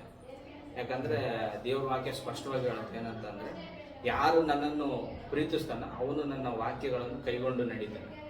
ಆದ್ರೆ ನಿಜವಾಗ್ಲೂ ನಮಗೆ ದೇವ್ರ ಮೇಲೆ ಪ್ರೀತಿ ಇದೆ ಅಂದ್ರೆ ನಾವು ಅವ್ರೇನ್ ಮಾಡ್ತಾರೆ, ಖಂಡಿತ ದೇವ್ರ ವಾಕ್ಯನ ಕೈಗೊಂಡು ನಡೀತಾರೆ ಆಟೋಮೆಟಿಕ್. ಅವ್ರಿಗೆ ಬೇಸರ ಆಗಲ್ಲ. ದೇವ್ರ ವಾಕ್ಯ ಹಿಂಗಿದೆ ಅಂದ್ರೆ ಅದೇ ನನ್ನ ಇಷ್ಟ ಅಂತೇಳಿ ದೇವರ ವಾಕ್ಯದ ಪ್ರಕಾರ ತಮ್ಮ ಇಷ್ಟನ ಬದಲಾಯಿಸ್ಕೊಳ್ತಾರೆ ಹೊರತು ಅವರು ದೇವರಿಗೆ ವಿರುದ್ಧವಾಗಿ ತಿರ್ಗಲ್ಲ. ಆ ರೀತಿ ಇರ್ತಾರೆ. ಅಂದ್ರೆ ದೇವರು ಇಲ್ಲಿ ಧರ್ಮಶಾಸ್ತ್ರ ಕೊಟ್ಟಿದ್ದಾರೆ ಒಂದೊಂದು ಆಜ್ಞೆಗಳನ್ನ, ಅದನ್ನ ಕೈಗೊಂಡು ನಡೆಯೋದು ನಮ್ಮ ಕರ್ತವ್ಯ. ಯಾಕಂದ್ರೆ ಧರ್ಮಶಾಸ್ತ್ರ ಅನ್ನೋದು ನಮಗೆ ಪಾಪದ ಅರಿವು, ನೀತಿ ಶಿಕ್ಷಣ ಉಂಟು ಮಾಡುತ್ತೆ. ಧರ್ಮಶಾಸ್ತ್ರವನ್ನು ಕೊಟ್ಟಿರೋದು ಅದು ಒಂದು ಒಳ್ಳೆ ಎಜುಕೇಶನ್ ಕೊಡುತ್ತೆ ನಮಗೆ ಪ್ರತಿಯೊಂದು ವಿಷಯದಲ್ಲಿ. ದೇವರ ಒಂದು ಯೋಜನೆ ಏನು ಅದರಲ್ಲಿ ಧರ್ಮಶಾಸ್ತ್ರ ಈ ಒಂದು ಬಲಿಯನ್ನು ಅರ್ಪಿಸುವಂತ ವಿಧಿವಿಧಾನಗಳು ಬರುವಂತ ಒಂದು ಕಾಲಕ್ಕೆ ಅಥವಾ ನಿಜ ಸ್ವರೂಪಕ್ಕೆ ಒಂದು ಛಾಯೆ ಆಗಿದ್ದು. ಇದರಲ್ಲಿ ಒಂದು ದೇವರ ಒಂದು ಬಲಿ ಅರ್ಪಿಸೋದು, ಪಾಪ ಪರಿಹಾರ ಬಲಿಗಳನ್ನ ಕೊಟ್ಟರು. ಅಂದ್ರೆ ಆ ಬಲಿಯನ್ನು ಅರ್ಪಿಸಬೇಕಾದ್ರೆ ಮನುಷ್ಯನು ಪಾಪ ಪರಿಹಾರಕ್ಕಾಗಿ ಅಂದ್ರೆ ಸ್ವಲ್ಪ ದಿನ ಸಾಕಬೇಕಾಗಿತ್ತು ಆ ಕುರಿನ. ಪಾಸ್ ಓವರ್ ಆಗಿರ್ಬೋದು, ಯಾವುದೇ ಒಂದು ದೇವರು ಕೊಟ್ಟರು ಬಲಿಗಳನ್ನು ಅರ್ಪಿಸೋದ್ರ ಮುಖಾಂತರ ಒಂದು ಪಾಪದ ಒಂದು ಪ್ರಾಯಶ್ಚಿತ್ತ. ಅಂದ್ರೆ ಅದು ದೇವರು ಕೊಟ್ಟಿರುವಂತ ಉದ್ದೇಶ ಏನು ಅಂತಂದ್ರೆ ಆ ಒಂದು ಕುರಿನ ಸ್ವಲ್ಪ ದಿನ ಬೆಳೆಸ್ತಾರೆ, ಮನೆಯಲ್ಲೇ ಬೆಳೆಸ್ತಾರೆ, ಹುಲ್ಲು ಎಲ್ಲ ಹಾಕಿ ಕಷ್ಟಪಟ್ಟು. ಅಂದ್ರೆ ಸ್ವಲ್ಪ ದಿನ ಬೆಳೆಸಿದಾಗ ಅದನ್ನ ಸಡನ್ ಆಗಿ ಕಡಿಬೇಕು ಒಂದೇ ದಿನ ಅಂದ್ರಾಗ ಮನಸ್ಸು ಯಾರಿಗೂ ಬರೋದು. ಈಗ ಒಂದು ವಾರ, ಒಂದು 10 ದಿನ ನಾವು ಒಂದು ಕುರಿನ ಮನೆಯಲ್ಲಿ ಸಾಕಿದಾಗ, ಇವಾಗ ಒಂದು ನಾಯಿನ ಸಾಕ್ತಾರೆ ಇವಾಗ ಜಾಸ್ತಿ ಈಗಿನ ಕಾಲದಲ್ಲಿ. ಅದೇ ರೀತಿ ಅದನ್ನು ಒಂದೇ ಸರಿ ಕಡಿಬೇಕಂದ್ರೆ ಯಾರಿಗಾದ್ರೂ ಮನಸ್ಸು ಹಾಕುತ್ತಾ ಪ್ರೀತಿಯಿಂದ ನೋಡ್ಕೊಂಡು. ಆ ರೀತಿ ಆ ಮನುಷ್ಯನ ಅವ್ರಿಗೊಂದು ಮನಸ್ಸಲ್ಲಿ ಅಂದ್ರೆ ನಾನೀಗ ಪಾಪ ಮಾಡಿದ್ರೆ ಪ್ರತಿಯೊಂದಕ್ಕೂ ಒಂದು ಪರಿಹಾರ ಯಜ್ಞ. ಪಾಪ ಮಾಡಿದ್ರೆ ನಾನು ಖಂಡಿತ ಬಲಿ ಅರ್ಪಿಸ್ಬೇಕು, ಇದು ನ್ಯಾಯ ಪ್ರಕಾರ, ಒಂದು ಧರ್ಮಶಾಸ್ತ್ರದ ವಿಧಿಯ ಪ್ರಕಾರ. ಅಂದ್ರೆ ಈಗ ನಾನು ಪಾಪ ಮಾಡದೇ ಇದ್ರೇನೆ ಏನಾಗುತ್ತೆ, ನನಗೆ ಅವಕಾಶ ಇರಲ್ಲ, ಅದನ್ನ ಕೊಲ್ಲುವಂತ ಅವಕಾಶ ನನಗೆ ಬೇಕಾಗಿರಲ್ಲ. ಅದಕ್ಕೆ ಇವರು ಒಂದು ಮನಸ್ಸಿಗೆ ಒಂದು ಇದಾಗಬೇಕಾಗಿತ್ತು, ನಾನು ಪಾಪ ಮಾಡಬಾರ್ದು ಅಂತ ಬರುತ್ತಾ ಇವರಿಗೆ ಅಂತ ಅಂದ್ರೆ ಬರಲ್ಲ. ಆದ್ರೆ ಅವ್ರಿಗೊಂದು ಯೋಚನೆ, ಇವಾಗ ನಾನು ಪಾಪ ಮಾಡಿದ್ದೀನಿ, ಬಲಿ ಇದನ್ನು ಸಾಯಿಸ್ಬೇಕಾಗುತ್ತೆ, ಅಯ್ಯೋ ನಾನು ಇದನ್ನು ಸಾಯಿಸ್ಬೇಕಲ್ಲ ಅನ್ನೋಂಥ ಒಂದು ಮನಸ್ಸಿಗೆ ಬರಬೇಕಾಗಿತ್ತು. ಆದ್ರೆ ಅದು ಬರಲಿಲ್ಲ. ಮತ್ತೆ ಇವಾಗ ಏನಾಯ್ತು, ಆ ರೀತಿ ಒಂದು ಮೊದಲು ಅದು ಬರಬೇಕಾಗಿತ್ತು. ಮತ್ತೆ ನನ್ನ ಬದಲಾಗಿ ಇದು ಸಾಯ್ತಾ ಇದೆಯಲ್ಲ, ನನ್ನ ಪಾಪದ ನಿಮಿತ್ತವಾಗಿ ಇದನ್ನ ದೇವ್ರು ಯಜ್ಞ ಕೊಟ್ಟಿದ್ದಾರಲ್ಲ, ದೇವರು ನನ್ನನ್ನು ಶಿಕ್ಷಿಸದೆ ಈ ಮೂಗ ಪ್ರಾಣಿನ ಇದ್ರ ಮೇಲೆ ಹಾಕ್ಬಿಟ್ಟು ದೇವರು ರಕ್ತನ ಸುರಿಸುವಂಥ ಒಂದು ಪ್ರಾಯಶ್ಚಿತ್ತ ಅಂದರೆ ದೇವರ ಪ್ರೀತಿಯನ್ನು ತೋರಿಸುತ್ತೆ ಅದು. ಹೇಳ್ಬೇಕಂದ್ರೆ ದೇವರು ಒಂದೊಂದ್ಸರಿ ನಾವು ಮಾಡ್ತೀವಲ್ಲ, ಮಕ್ಕಳು ಇಬ್ಬರು ಕಚ್ಚಾಡಿದಾಗ ಒಬ್ಬರನ್ನ ಹೊಡೆದ್ರೆ ಇನ್ನೊಬ್ರಿಗೆ ಖುಷಿ ಆಗುತ್ತೆ, ಅವಾಗ ಕೈಯಲ್ಲಿ ಹಿಂದೆ ಹಿಡ್ಕೊಂಡು ಹಿಂಗೆ ಹೊಡೆದು ಅವಾಗ ನಗೋ ಥರ ಮಾಡ್ತೀವಿ, ಇಬ್ಬರು ನಗೋ ಥರ ಮಾಡ್ತೀವಿ. ಆದರೆ ಪೆಟ್ಟು ಮಾತ್ರ ನಾವೇ ತಗೊಂಡಿರ್ತೀವಿ. ಆ ಥರ ದೇವರು ಈಗ ಡೈರೆಕ್ಟಾಗಿ ಮನುಷ್ಯರಿಗೆ ಶಿಕ್ಷೆ ಮಾಡಲಿಲ್ಲ. ಅದೇನಂದ್ರೆ ದೇವರ ಪ್ರೀತಿ. ಆ ರೀತಿ ದೇವರು ಬಲಿಗಳನ್ನು ಕೊಟ್ಟರು. ಆ ಬಲಿಗಳ ಮುಖಾಂತರ, ಆ ವಿಧಿವಿಧಾನಗಳ ಮುಖಾಂತರ ಒಂದು ದೇವರ ಕಟ್ಟಳೆಗಳನ್ನು ಕೈಗೊಂಡು ನಡೆದು ಒಂದು ಪಾಪರಹಿತ ಜೀವಿತ, ಒಂದು ದೇವರ ಬಳಿಗೆ ಧರ್ಮಶಾಸ್ತ್ರವನ್ನು ನೆರವೇರಿಸಿ ಅವರ ಒಂದು ನಿತ್ಯ ಜೀವಕ್ಕೆ ಮೋಶೆಯಿಂದ, ಏನು ಆದಾಮನಿಂದ ಮೋಶೆವರೆಗೂ ಮರಣವಾದ ಒಂದು ಆಳ್ವಿಕೆ ಇದೆ. ಆ ಮರಣದಿಂದ ಒಂದು ಹೊರಗಡೆ ಬರುವಂಥ ಅವಕಾಶ ಕೊಟ್ಟರು ಅಲ್ಲಿ ಅದ್ಭುತವಾಗಿ ದೇವರು. ಆದರೆ ಅದನ್ನ ಪ್ರಯತ್ನ ಪಟ್ಟರು ಅನೇಕರು, ಆದರೆ ಯಾರು ಪರಿಪೂರ್ಣವಾಗಿ ನೆರವೇರಿಸೋಕ್ಕೆ ಯಾರಿಂದಲೂ ಆಗಲಿಲ್ಲ. ಅದು ಕಾಲಕ್ರಮೇಣ ಏನಾಯಿತು, ಬಲಿ ಕೊಡೋದು ಏನಾಯ್ತು ಅಂದರೆ, ಬಲಿಗಳು ಕೊಡೋದು ಏನಾಯಿತು, ಕಾಲಕ್ರಮೇಣ ಬಲಿಯನ್ನು ಅರ್ಪಿಸುವಂಥ ಒಂದು ಕಾರ್ಯಗಳೇನಾಯಿತು.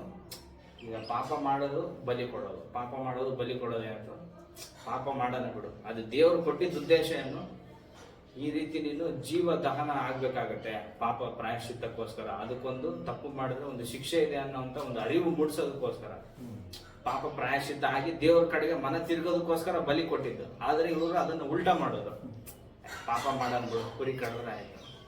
ಈ ರೀತಿ ಏನಾಯ್ತು, ಅದು ನೆಗ್ಲಿಜೆನ್ಸ್, ಕುರಿ ಇದೆ ಬಿಡು, ಪಾಪ ಹೆಂಗಾದ್ರೂ ಮಾಡ್ಬೋದು.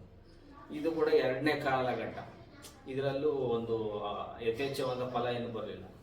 ಆಮೇಲೆ ಮೂರನೇ ಕಾಲಘಟ್ಟ ಯಾವ್ದು ಬರೋದಲ್ಲ, ಯೇಸು ಸ್ವಾಮಿ ಕಾಲದಲ್ಲಿ ಅದೇ ಪೆಂತೆಕೋಸ್ಟ್ ದಿನದಿಂದ ಪವಿತ್ರಾತ್ಮನ ಸಭೆಯ ಒಂದು ಕಾಲ. ಅಂದರೆ ಈ ಪವಿತ್ರಾತ್ಮನ ಮೂಲಕ ಒಳ್ಳೆ ನೆಲದಲ್ಲಿ ಬಿಡುವ ಬೀಜ ಅಂದರೆ ಬಂಡೆ ಮೇಲೆ ಅದು ನೆಕ್ಸ್ಟ್ ಬರ್ತದೆ. ಈಗ ಮೂರನೇ ಕಾಲಘಟ್ಟದಲ್ಲಿ ಇದೆ. ಮೂರನೇ ಕಾಲಘಟ್ಟ ಯಾವುದು ಅಂದರೆ ನಮ್ಮ ಯೇಸು ಕ್ರಿಸ್ತರ ಮುಖಾಂತರ. ಈಗ ಲಾ ಇತ್ತು, ಲಾ ನಂತರ ಇಷ್ಟು ದಿವಸ ನಾವು ನೆರಳಲ್ಲಿದ್ವಿ, ಛಾಯೆಯಲ್ಲಿದ್ವಿ. ಈಗ ನಿಜ ಸ್ವರೂಪ ಆ ಬಲಿಯನ್ನು ಅರ್ಪಿಸೋದು, ನಮ್ಮ ಒರಿಜಿನಲ್ ಬಲಿ ಯಾವುದು, ಪಸ್ಕದ ಕುರಿ ಕೊಯ್ದದೆ ಅದಾವುದಂದರೆ ಕ್ರಿಸ್ತನೇ ಅಂತ ಹೇಳ್ಬೋದು. ಅಂದರೆ ಈಗ ಬಲಿಗಳು ಸ್ಟಾಪ್, ಬಲಿಗಳು ಬೇಕಾಗಿಲ್ಲ. ಯಾಕಂದ್ರೆ ಕಪಟ ಅಲ್ಲಿ ದೇವ್ರ ಕಡೆಗೆ ತಿರುಗಿಕೊಂಡು ವಿಧೇಯರಾಗಬೇಕು, ದೇವ್ರನ್ನ ಅರ್ಥ ಮಾಡ್ಕೋಬೇಕು, ದೇವ್ರನ್ನ ಒಂದು ಮೆಚ್ಚುಗೆಯಾಗಿ ನಡ್ಕೋಬೇಕು, ದೇವರ ವಿಧಿವಿಧಾನಗಳನ್ನ ಅರ್ಥ ಮಾಡ್ಕೋಬೇಕಂತ ದೇವರು ಪಾಪದ ಅರಿವು ಉಂಟು ಮಾಡಲಿ, ಪಾಪ ಪ್ರಾಯಶ್ಚಿತ್ತ ಪಟ್ಟು ಇವರು ಒಂದು ಸಮಾಧಾನ ಉಂಟಾಗಲಿ ಅಂತ ದೇವ್ರು ಕೊಟ್ಟಿದ್ದು ಈ ಧರ್ಮಶಾಸ್ತ್ರ. ಅದುವಾಗಿ ಇವರು ಮತ್ತೆ ದೇವರ ಬಳಿಗೆ ಹತ್ರ ಸೇರೋಕ್ಕಾಗಲಿಲ್ಲ, ದೇವರಿಗೆ ಒಂದು ಫಲ ಬರಲಿಲ್ಲ ಅದರಿಂದ. ಇವಾಗ ಮೂರನೇ ಕಾಲಘಟ್ಟಕ್ಕೆ ಅದಾದ ನಂತರ ನಿಜ ಸ್ವರೂಪ ಯೇಸು ಕ್ರಿಸ್ತರು ಬಂದರು, ಈಡು ಬಲಿಯನ್ನು ಕೊಡ್ತಾರೆ ಯೇಸು ಕ್ರಿಸ್ತರು ಸರ್ವಮಾನವ ಪಾಪಕ್ಕೋಸ್ಕರ. ಈಡು ಬಲಿಯ ನಂತರ ಅವರು ಬಲಿ ಆದಮೇಲೆ ಪರಲೋಕ ಆರೋಹಣವಾಗಿ, ಆಮೇಲೆ ಪೆಂತೆಕೋಸ್ಟ್ ದಿನದಿಂದ ಪರಿಶುದ್ಧಾತ್ಮನು ದೇವರು ಸಂಚಾರವಾಗಿ ಹೇರಳವಾಗಿ ಕೊಟ್ಟು ಸಭೆಯ ಒಂದು ಕಾಲಿಂಗ್ ಇದೆ. ಈ ಒಂದು ಮೂರನೇ ಇದರಲ್ಲೇನೆ 3 ರೀತಿ ಜನಗಳಿದ್ದಾರೆ. 3 ರೀತಿ, 30ರಷ್ಟು, 60ರಷ್ಟು, 100ರಷ್ಟು. ಅಂದರೆ ಈ ಒಂದು ಸುವಾರ್ಥ ಯುಗದಲ್ಲಿ ಇರುವಂಥ ಬೆಸ್ಟ್ ಆಪರ್ಚುನಿಟಿ ಯಾವುದರಲ್ಲಿ, ಯಾಕೆ ಅಂತಂದರೆ ಸುವಾರ್ಥ ಯುಗದಲ್ಲಿ ಏನಿದೆ ಅಂತ ಸ್ಪೆಷಾಲಿಟಿ ಅಂದರೆ ಯಥೇಚ್ಛವಾದ ಫಲ ಕೊಡೋದಕ್ಕೆ ಅವಕಾಶ ಇದೆ. 100ರಷ್ಟು ಹೋಗ್ಬೋದು ನೀವು ಸಂಪೂರ್ಣವಾಗಿ ದೇವ್ರ ಹತ್ರ ಸಮರ್ಪಿಸ್ಕೊಂಡು ಸಂಪೂರ್ಣವಾಗಿ ಫಲ ಕೊಡುವಂಥ. ಯಾಕಂದರೆ ಕೆಲವರು 30ರಷ್ಟು ಕೊಡ್ಬೋದು. ಈಗ 30ರಷ್ಟು ಕೊಡೋದಕ್ಕೆ, ಫಲ ಕೊಡೋದಕ್ಕೆ ಕೆಲವರು ಕರೆಯಲ್ಪಟ್ಟಿರ್ತಾರೆ. ಅವ್ರನ್ನ ನಾವು 100ರಷ್ಟು ಕೊಡ್ಬೇಕು ನೀನಂತ ನಾವು ಹೇಳೋಕ್ಕಾಗಲ್ಲ. ಹಂಗಂತೇಳಿ ನೀನು ಬರೀ 30ರಷ್ಟು ಕೊಡ್ತಾ ಇದೀಯ ಅಂತ ಅವ್ರನ್ನ ತೀರ್ಸೋಕ್ಕೂ ಆಗಲ್ಲ. ಇದೆಲ್ಲ ದೇವ್ರ ಕೈಯಲ್ಲಿರೋದು, ನಮ್ಮ ಕೈಯಲ್ಲಿಲ್ಲ ಅಕೌಂಟ್. ದೇವರ ಒಂದು ಯೋಜನೆ ಅಥವಾ ದೇವರ ಒಂದು ಇದ್ರ ಪ್ರಕಾರ ಅವರವರ ಒಂದು ಸ್ಥಿತಿಗತಿಗಳು ಏನಿದಾವೋ ಗೊತ್ತಿಲ್ಲ ನಮಗೆ. ಅವರವರ ಒಂದು ಅವರು ಎಷ್ಟು ದೇವರಿಗೆ ಸಮರ್ಪಿಸೋಕ್ಕೆ ಸಾಧ್ಯನೋ, ಅಂದರೆ ಅವರು ಒಂದು ಉದ್ದೇಶಕ್ಕೋಸ್ಕರ ದೇವರು ಕರೀತಾರೆ ಪ್ರತಿಯೊಬ್ಬರು. ನಾವು ಯಾರು ಅಕಸ್ಮಾತ್ತಾಗಿ ಇದರಲ್ಲಿ ಬಂದಿಲ್ಲ, ಸತ್ಯದಲ್ಲಿ ಅಥವಾ ಪರಿಸ್ಥಿತಿಗಳು ಏನೇ ಆಗಿರ್ಬೋದು. ದೇವರು ಏನೇ ಒಂದು ಅನುಮತಿ ಮಾಡಿದ್ರೆ ಅಂದರೆ ಅದರಿಂದ ಒಂದು ಉದ್ದೇಶ ಇರುತ್ತೆ. ನಾವು ಸತ್ಯದ ಒಂದು ಬೆಳಕಿನಲ್ಲಿ ಇದ್ದೀವಿ ಅಂತ ಹೇಳ್ತಾರೆ. ನಾವು ಕತ್ತಲೆಯ ಮಕ್ಕಳಲ್ಲ, ಬೆಳಕಿನ ಮಕ್ಕಳು ಅಂತ ಹೇಳ್ತಾರೆ. ಆ ರೀತಿ ದೇವ್ರು ಏನ್ ಮಾಡ್ತಾ ಇದ್ದಾರೆ, ಒಂದೊಂದು 30ರಷ್ಟು ಫಲ ಕೊಡೋದಕ್ಕೆ ಕೆಲವು ಒಂದು ಗುಂಪು ಅಂತ ಇದೆ. ಅದೇ ರೀತಿ 60ರಷ್ಟು ಫಲ ಕೊಡೋರು ಕೆಲವರು ಇದ್ದಾರೆ. 100ಕ್ಕೆ 100ರಷ್ಟು ಸಂಪೂರ್ಣವಾಗಿ ದೇವರಿಗೆ ಹತಸಾಕ್ಷಿಗಳ ಸಂಪೂರ್ಣವಾಗಿ ಸ್ಯಾಕ್ರಿಫೈಸ್ ಮಾಡಿದ್ರು ಶಿಷ್ಯರು. ಪೌಲ್ಡ್ರ್ ಆಗಿರ್ಬೋದು, ಪೇತ್ರರಾಗಿರ್ಬೋದು. ಪೌಲ್ಡ್ರು ಅವರು ಎಷ್ಟು ಹಿಂಸೆಗೆ ಒಳಗಾಗ್ತಾರೆ, ಅವ್ರಿಗೆ ಶಿರಚ್ಛೇದನ ಆಗುತ್ತೆ. ಪೇತ್ರನ್ನು ಅವ್ರಿಗೆ ಎಷ್ಟು ಶಿಲುಬೆಗೆ ಹಾಕ್ತಾರೆ. ಅದೇ ರೀತಿ ಎಲ್ಲ ಅಪೊಸ್ತಲರು, ಯೋಹಾನನ ಬಿಟ್ಟರೆ ಯೋಹಾನನು ಮಾತ್ರ ಇದು ಏನಾಗಿ ವಯಸ್ಸಾಗಿ ಇದಾಗಿದ್ದು, ಓಟ ಮುಗಿಸಿದ್ದು. ಇನ್ನು ಉಳಿದಿರೋರೆಲ್ಲ ಅವ್ರನ್ನೂ ಹಿಂಸೆ ಮಾಡ್ತಾರೆ. ಆ ಪದ್ಮೋಸ್ ದ್ವೀಪದಲ್ಲಿ ಬಿಟ್ಬಿಡ್ತಾರೆ, ಇಂಥ ಘೋರವಾದ ಕಾಡಿನಲ್ಲಿ. ಅಂದರೆ ಬಹಳ ಘೋರವಾದಂಥ ಹಿಂಸೆಗೆ ಮಾಡುವಂಥ ಕಾಡು, ಬಹಳ ಘೋರವಾದಂಥ ಜಂತು ಮೃಗಗಳ ಮಧ್ಯೆ ಅನುಭವಿಸ್ಲಿ ಅಂತ ಬಿಡ್ತಾರೆ. ಆದರೆ ಅವರು ಅದರಲ್ಲಿ ದೇವರು ಅವ್ರನ್ನ ಉಪಯೋಗಿಸ್ತಾರೆ. ಅದರಲ್ಲೂ ಪ್ರಕಟಣೆ ಗ್ರಂಥ ಅಲ್ಲಿ ಬರೀತಾರೆ. ಪದ್ಮೋಸ್ ದ್ವೀಪದಲ್ಲಿ ದೇವ್ರ ದರ್ಶನ ಕೊಡೋದು ಎಲ್ಲ ಗೊತ್ತಿದೆ, ಪ್ರಕಟಣೆ ಗ್ರಂಥ.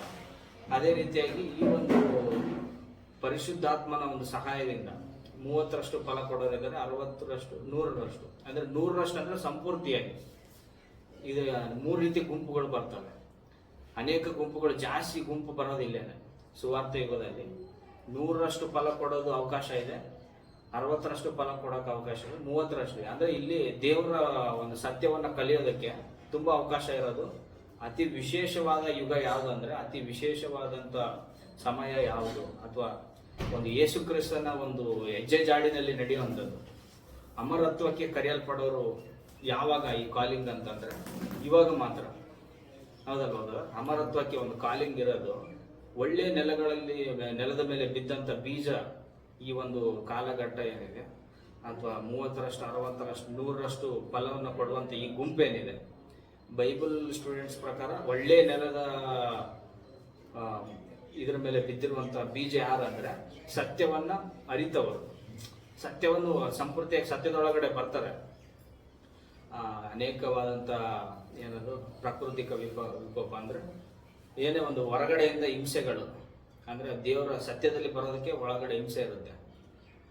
ಸತ್ಯದಲ್ಲಿ ಬರಬೇಕಂದ್ರೆ ಈಗ ಬೀಜ ಬಿದ್ದ ಮೇಲೆ ಅಲ್ಲಿ ಮುಳ್ಳು ಗಿಡಗಳಿಂದ ಅಥವಾ ಬಿಸಿಲು ಏರಿರೋದ್ರಿಂದ ಅಥವಾ ಮಣ್ಣು ಕಡಿಮೆ ಇರೋದ್ರಿಂದ ಅಲ್ಲಿ ಒಣಗಿ ಹೋಯ್ತಂತ ಆಧಾರ ಬರುತ್ತೆ.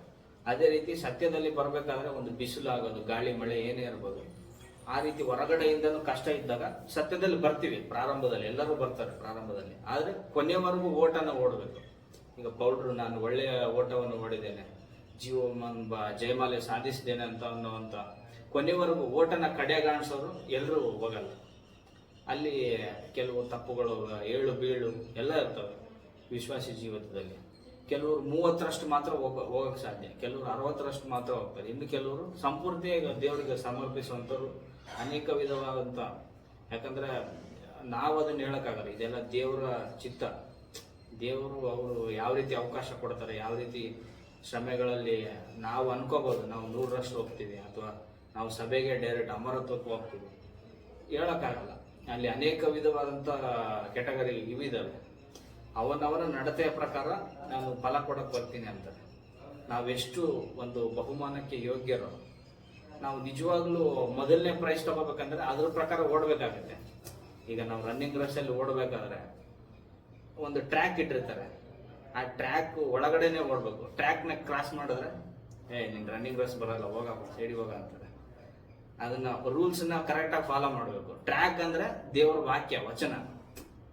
ಯೆಹೋಶುವನಿಗೆ ಹೇಳ್ತಾರಲ್ಲ, ನೀನು ಮೋಶೆ ಯಾವ ಥರ ವಿಧೇಯನಾದರೂ ಎಡಕ್ಕಾದ್ರೂ ನೋಡಬೇಡ, ಬಲಕ್ಕಾದ್ರೂ ನೋಡಬೇಡ, ಮುಂದೆ ನೋಡು. ಅಂದರೆ ದೇವರ ವಾಕ್ಯದ ಪ್ರಕಾರ ಮೋಶೆ ರೀತಿಯಲ್ಲಿ ನೀನು ನಡಿ ಅಂತ ಮೊದಲನೇ ಅಧ್ಯಾಯದಲ್ಲೇನೋ ಫುಲ್ ಇನ್ಸ್ಟ್ರಕ್ಷನ್ ಕೊಡ್ತಾರೆ. ಆ ರೀತಿ ಒಂದು ಟ್ರ್ಯಾಕ್ ಅಂತ ಇದೆ ನಮಗೆ, ಬೈಬಲ್ ಅಂತ ವಚನ, ದೇವರ ವಾಕ್ಯ, ಒಂದು ಲಾ, ಒಂದು ದೇವರ ಒಂದು ವಿಧಿವಿಧಾನಗಳು, ಆ ಒಂದು ಧರ್ಮಶಾಸ್ತ್ರ. ಅದಕ್ಕಿಂತ ಇನ್ನೂ ಹೆಚ್ಚಿನ ನಿಜ ಸ್ವರೂಪದಲ್ಲಿದ್ದೀವಿ, ಹೊಸ ಒಡಂಬಡಿಕೆ ಕಾಲದಲ್ಲಿದ್ದೀವಿ.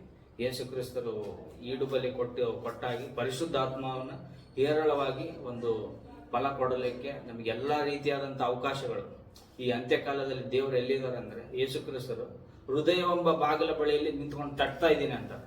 ಅಂದರೆ ಎಲ್ರಿಗೂ ಅವಕಾಶ ಇದೆ. ದೇವರ ಬಳಿಯಲ್ಲಿ ನಾವು ಒಂದು ಅಮರತ್ವ ಏನಿದೆ, ದೇವರ ಹೈಯೆಸ್ಟ್ ಕಾಲಿಂಗ್ ರೆವಲ್ಯೂಷನ್ 14ನೇ ಚಾಪ್ಟರ್ ಅಲ್ಲಿ ಎಲ್ಲರೂ ಆ ಒಂದು ನಿರ್ದೋಷಿಗಳಂತ ನೋಡ್ತೀವಿ. ಅವರ ಬಾಯಲ್ಲಿ ಸುಳ್ಳೇ ಇರೋದಿಲ್ಲ ಅಂತೆ, ಕಪಟ ಇರಲ್ಲ, ಅವರು ದೋಷ ಅಂದ್ರೆ ಯಾವುದೂ ಇಲ್ಲ, ಅವರು ದೋಷರಹಿತ ಜೀವಿತ. ಒಂದು ತಪ್ಪು ಹಿಡ್ಕೊಳಕ್ಕಾಗಲ್ಲ. ಯಾಕಂದ್ರೆ ನಾವು ನೋಡ್ತೀವಿ, ನಾವು ಮಾಡುವಂತ ಪ್ರತಿಯೊಂದು ಕಾರ್ಯಗಳು ದೇವರಲ್ಲಿ ಬರಿತಾ ಇದಾರಂತೆ. ಪುಸ್ತಕಗಳು ತೆರೆಯಲ್ಪಟ್ಟವು ಅಂತ ಇದೆ. ನಾವು ಪ್ರಕಟಣೆ ಗ್ರಂಥದ ಓದಿದಾಗ ಪುಸ್ತಕಗಳು ತೆರೆಯಲ್ಪಟ್ಟವು, ಅವನವನ ನಡತೆಯ ಪ್ರಕಾರ ಅಲ್ಲಿ ಫಲ ಕೊಡಲ್ಪಡುತ್ತಂತೆ. ಅಂದ್ರೆ ಇವ್ರು ಯಾವ ತರ ಇದಾರೆ ಅಂದ್ರೆ, ಒಂದು ಒಂದು ಸಣ್ಣ ತಪ್ಪನ್ನು ಇವ್ರು ಹಿಡ್ಕೊಳಕ್ಕಾಗಲ್ಲ. ಆ ರೀತಿ ಒಳ್ಳೆ ಜನಾಂಗ ಈ ಲ್ಯಾಕ್ ಅಂಡ್ 44 ಅಲ್ಲಿ ದೇವರು ಆದುಕೊಂಡಂತ ಜನಾಂಗ, ಹೈಯೆಸ್ಟ್ ಕಾಲಿಂಗ್, ಈ ಅಮರತ್ವ ಮಹಾನ ಪ್ರಭಾವಕ್ಕೆ ಕರೆಯಲ್ಪಟ್ಟವರು, ಯೇಸು ಕ್ರಿಸ್ತರ ಒಂದು ಹೆಜ್ಜೆ ಜಾಡಿನಲ್ಲಿ ನಡೆದು ಯೇಸು ಕ್ರಿಸ್ತರ ಒಂದು ಶ್ರಮೆಯಲ್ಲಿ ಪಾಲುಗಾರಾಗುವಂತ ಒಂದು ಅವಕಾಶ ಇವತ್ತಿದೆ. ಅದಕ್ಕೆ ಹೋಗುವಂತವ್ರು ಅವರು ನಿರ್ದೋಷಿಗಳು. ಅಂದ್ರೆ ಸ್ತ್ರೀ ಮಾಲಿನ್ಯದಿಂದ ತಪ್ಪಿಸಿಕೊಂಡ್ರು. ಸ್ತ್ರೀಯಿಂದ ಮಾಲಿನ್ಯರಾಗದವರು. ಸ್ತ್ರೀ ಅಂದ್ರೆ ವೇಶ್ಯ, ಸುಳ್ಳು ಸಭೆ. ಸ್ತ್ರೀ ಅಂದ್ರೆ ಸುಳ್ಳು ಸಭೆ, ಕರೆಕ್ಟ್. ಸ್ತ್ರೀ ಅಂದ್ರೆ ಒಂದು ಸೈತಾನನಿಗೆ ಸಂಬಂಧಪಟ್ಟಿದ್ದಂತ, ಸುಳ್ಳು ಸಭೆ ಅಂದ್ರೆ ಅದು ಸೈತಾನನ ವಸ್ತು, ಸೈತಾನನಿಗೆ ಸಂಬಂಧಪಟ್ಟಿದ್ದು ಸುಳ್ಳು ಬೋಧಕರು. ಅಂದ್ರೆ ಅಸತ್ಯಕ್ಕೆ ಸಂಬಂಧಪಟ್ಟಿದ್ದು, ಅದರಿಂದ ಅವರು ಮಾಲಿನ್ಯನೇ ಆಗೇ ಇಲ್ಲ. ಅಂದ್ರೆ ಅವರು ಸತ್ಯದಲ್ಲಿ ಬಂದಾಗಿಂದ ಕೆಟ್ಟದನ್ನ ಏನು ಮಾಡಿಲ್ಲ. ಸೈತಾನನಿಗೆ ಸಂಬಂಧಪಟ್ಟಿದ್ದಂತ ಯಾವುದೇ ವಿಚಾರ ಆಗಿರ್ಬೋದು, ಲೋಕಕ್ಕೆ ಸಂಬಂಧಪಟ್ಟಿರುವಂಥದ್ದು ಅವ್ರು ಏನು ಮಾಡೇ ಇಲ್ಲ. ಸೈತಾನನೊಂದಿಗೆ ಅವರು ಸಂಬಂಧನೇ ಇಲ್ಲ. ಆ ರೀತಿ ಯೇಸು ಕ್ರಿಸ್ತರು ಅದೇ ತರ ಹೇಳ್ತಾರೆ, ಈ ಲೋಕದ ದೇವರು ಭಕ್ತನೇ, ಅವನಿಗೆ ಸಂಬಂಧಪಟ್ಟಿದ್ದು ನನ್ನ ಹತ್ರ ಏನಿಲ್ಲ. ಅಂದ್ರೆ ಯೇಸು ಕ್ರಿಸ್ತರು ಎಷ್ಟು ಶುದ್ಧತೆಯಿಂದ ನಡ್ಕೊಂಡ್ರು. ನನ್ನ ತಂದೆಯ ಚಿತ್ತವನ್ನು ಮಾಡುವುದೇ ನನ್ನ ಆಹಾರ. ಯೋಹಾನ 5:24 ಹೋಗೋದ, ಕಳಿಸಿಕೊಟ್ಟಾತನನ್ನು ನಂಬುವುದೇ ನಿತ್ಯ ಜೀವ ಅಂತ ಹೇಳ್ತಾರೆ. ಅಂದ್ರೆ ಏನ್ ಬಂದ್ರ ವಾಕ್ಯ? ಯೋಹಾನ 5:24.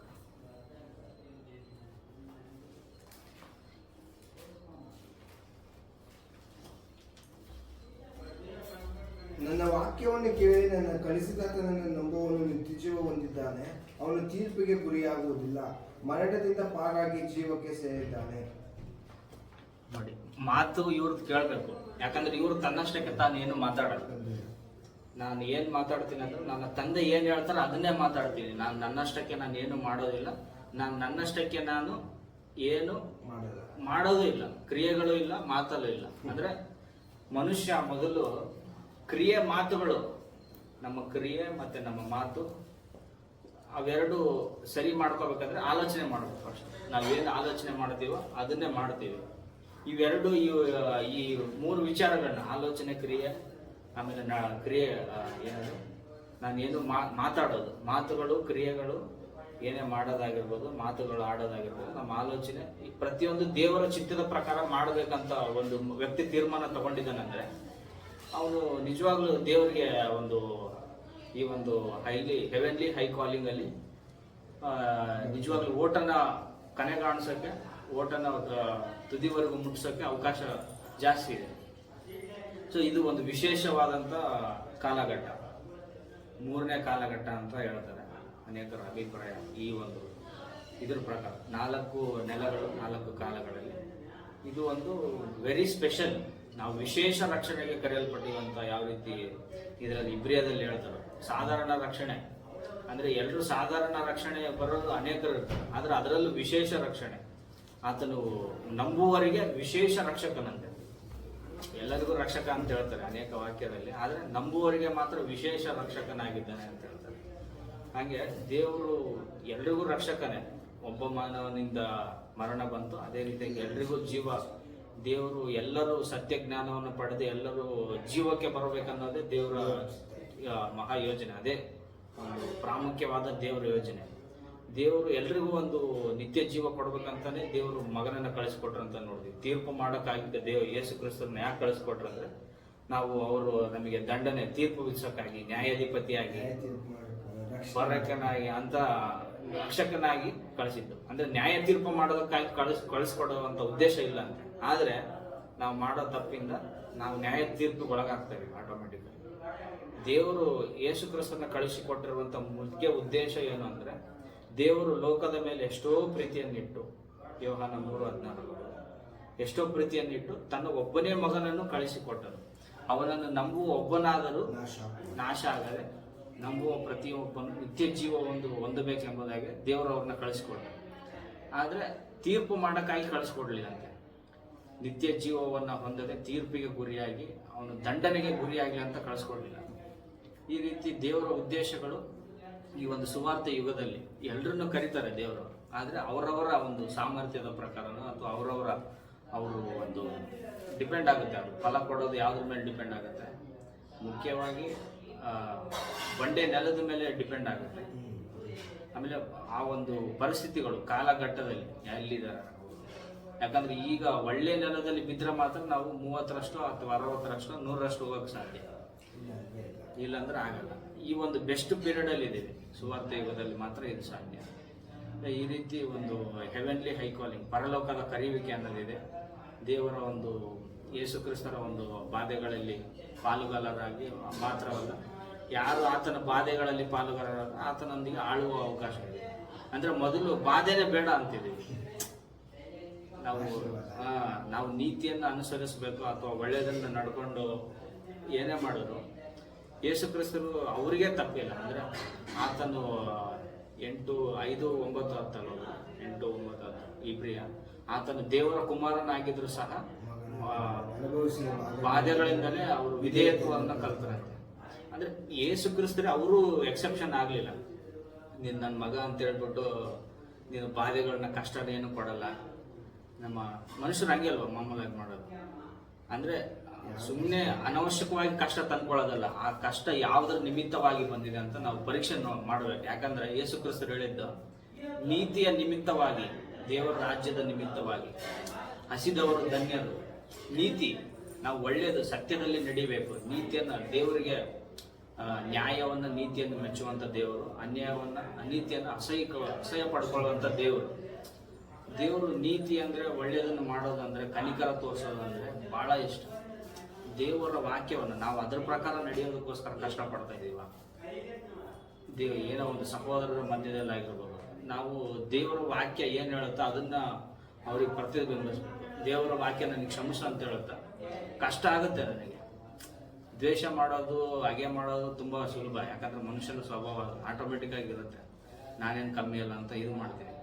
ಆದರೆ ನಿಜವಾಗ್ಲೂ ದೇವರು ನನ್ನಿಂದ ಏನು ಅಪೇಕ್ಷೆ ಪಡ್ತಾ ಇದ್ದಾರೆ, ಕ್ಷಮಿಸೋದು, ಕನಿಕರ ತೋರಿಸೋದು, ಅವರನ್ನ ಒಬ್ಬ ಸಹೋದರನ್ನ ಯಾವ ರೀತಿ ತಿದ್ದಬೇಕಂದ್ರೆ ಈ ಸಾಮ್ಯದಲ್ಲಿ ಒಂದು ಇದರಲ್ಲಿ ಹೇಳ್ತಾರೆ ಸಂದರ್ಭದಲ್ಲಿ ಯೇಸು ಕ್ರಿಸ್ತರು ಒಬ್ಬ ಸಹೋದರ ತಪ್ಪು ಮಾಡಿದಾಗ ಅವನ್ನ ಯಾವ ಥರ ತಿದ್ದಬೇಕು, ಅವನ್ನ ಯಾವ ಥರ ಅವ್ರ ಹತ್ರ ಬಳಿ ಹೋಗಿ ನಾವು ಅವ್ರನ್ನ ಯಾವ ಥರ ಮನವರಿಕೆ ಮಾಡ್ಬೇಕಂದ್ರೆ ಯೇಸು ಕ್ರಿಸ್ತ ಹೇಳ್ತಾರೆ ಒಬ್ಬರಿದ್ದಾಗ ಹೇಳ್ಬೇಕು. ಅದು ಯಾವ ಇಂಟೆನ್ಷನ್ ಅಲ್ಲಿ ಹೋಗ್ಬೇಕು, ಯಾವ ಒಂದು ಉದ್ದೇಶದಿಂದ ಅವ್ರನ್ನ ಹೋಗಿ ಮಾತಾಡಿಸ್ಬೇಕಂತನೂ ಸ್ಪಷ್ಟವಾಗಿ ಹೇಳ್ತಾರೆ. ನೀವು ಕೂಸುಗಳಂತಾಗದೆ ಹೋದರೆ ದೇವರ ರಾಜ್ಯ ಸೇರೋದಿಲ್ಲ ಅಂತ ಹೇಳ್ತಾರೆ. ಆಮೇಲೆ ನಂತರ ಹೇಳ್ತಾರೆ, ನಿಮ್ಮ ಸಹೋದರರಲ್ಲಿ ಯಾರಾದರೂ ತಪ್ಪು ಮಾಡಿದ್ರೆ ಮೊದಲು ವೈಯಕ್ತಿಕವಾಗಿ ಪರ್ಸನಲ್ ಆಗಿ ಒಬ್ಬರೇ ಇದ್ದಾಗ ಅವರನ್ನ, ಅಂದ್ರೆ ಕೂಸುಗಳಂತೆ ತಪ್ಪು ಮಾಡಿರುವಂಥ ಸಹೋದರನ್ನ ಯಾವ ಥರ ಅವ್ರಿಗೆ ಅರ್ಥ ಮಾಡಿಸ್ಬೇಕಂದ್ರೆ, ಒಂದು ಮಕ್ಕಳು ಈಗ ಏನೋ ಗೊತ್ತಿದ್ದ ತಪ್ಪು ಮಾಡಿದ್ದಾರೆ, ಅವ್ರನ್ನ ನಾವು ಯಾವ ಥರ ಆಧರಿಸ್ತೀವಿ. ಮಗ ಹಂಗೆ ಮಾಡಬಾರ್ದು, ಹಿಂಗೆ ಮಾಡಿದ್ರೆ ಹಿಂಗಾಗತ್ತೆ ಅಂತ ನಾವು ನಮ್ಮ ಸ್ವಂತ ಅಭಿಪ್ರಾಯ ಹೇಳೋದಕ್ಕಿಂತ ದೇವರ ವಾಕ್ಯದ ಮೂಲಕ ಅವ್ರನ್ನ ಎಚ್ಚರಿಸೋದು. ಒಂದು ಮಗುನ ಯಾವ ಥರ ತಿದ್ದುತ್ತೀವೋ, ಈಗ ಮೊದಲನೇ ಸಲ ತಪ್ಪು ಮಾಡಿದ ತಕ್ಷಣ ದಡೀರ್ ಅಂತಾರೆ, ಮಗು ಗೊತ್ತಿಲ್ಲ ಬಿಡು ಏನು ತಪ್ಪು ಮಾಡಿದ ಅಂತ ಯಾವ ಥರ ಒಂದು ಸಾತ್ವಿಕತ್ವದಿಂದ, ಒಂದು ಪ್ರೀತಿಯಿಂದ, ಒಂದು ಜವಾಬ್ದಾರಿಯಿಂದ ಯಾವ ಥರ ನಾವು ಇದು ಮಾಡ್ತೀವೋ, ಅಸಹ್ಯ ಪಟ್ಕೊಳ್ಳೋದು, ಅಯ್ಯೋ ಇವರೆಲ್ಲ ಗೊತ್ತಿದ್ರು ಮಾಡಿದ್ದಾರೆ ನೋಡಿ, ಆ ಥರ ಮನೋಭಾವ ಇಟ್ಕೊಳ್ಳದೆ ಸಹೋದರರನ್ನ ನಾವು ರಿಕವರ್ ಮಾಡೋದಕ್ಕೆ, ಅವ್ರನ್ನ ಆದಾಯ ಮಾಡುವಂತ ಉದ್ದೇಶದಿಂದ ಅವ್ರನ್ನ ಹೋಗ್ಬೇಕು. ಅವ್ರನ್ನ ಹೀಯಾಳ್ಸೋದಕ್ಕೆ, ಗೇಲಿ ಮಾಡೋಕ್ಕೆ, ಏನೋ ಈ ಥರ ಮಾಡಿದೀಯ, ಆ ಥರ ಉದ್ದೇಶದಿಂದ ಹೋಗೋದು. ಆ ಥರ ಯೇಸು ಕ್ರಿಸ್ತರು ಹೇಳ್ತಾರೆ, ಒಂದು ಮಗು ಥರ ಒಂದು ಸಹೋದರನನ್ನ ನಾವು ರಿಕವರ್ ಮಾಡಬೇಕು, ಆದಾಯ ಮಾಡಬೇಕು, ಅವ್ರನ್ನ ರಿಕವರ್ ಮಾಡಬೇಕು, ಮರುಕಳಿಸ್ಬೇಕು. ಒಂದು ಸಹೋದರನ ನಾವು ಅವ್ರನ್ನ ಬಿಡಬಾರ್ದು. ಈ ರೀತಿ ಉದ್ದೇಶದಿಂದ ಸಹೋದರನ ಹತ್ರ ಹೋಗ್ಬೇಕಂತ ಹೇಳ್ತಾರೆ. ಈ ರೀತಿ ಈ ಒಂದು ಸಹೋದರರ ಒಂದು ಐಕ್ಯತೆ ಅನ್ನೋದು ಎಷ್ಟು ಮುಖ್ಯ ಅನ್ನೋದು ನೋಡಿದ್ವಿ. ಆದರೆ ಈ ಒಡಕುಗಳು ಬರ್ತವೆ, ಹೋರಾಟಗಳು ತುಂಬ ಇದ್ದಾವೆ ಇದರಲ್ಲಿ.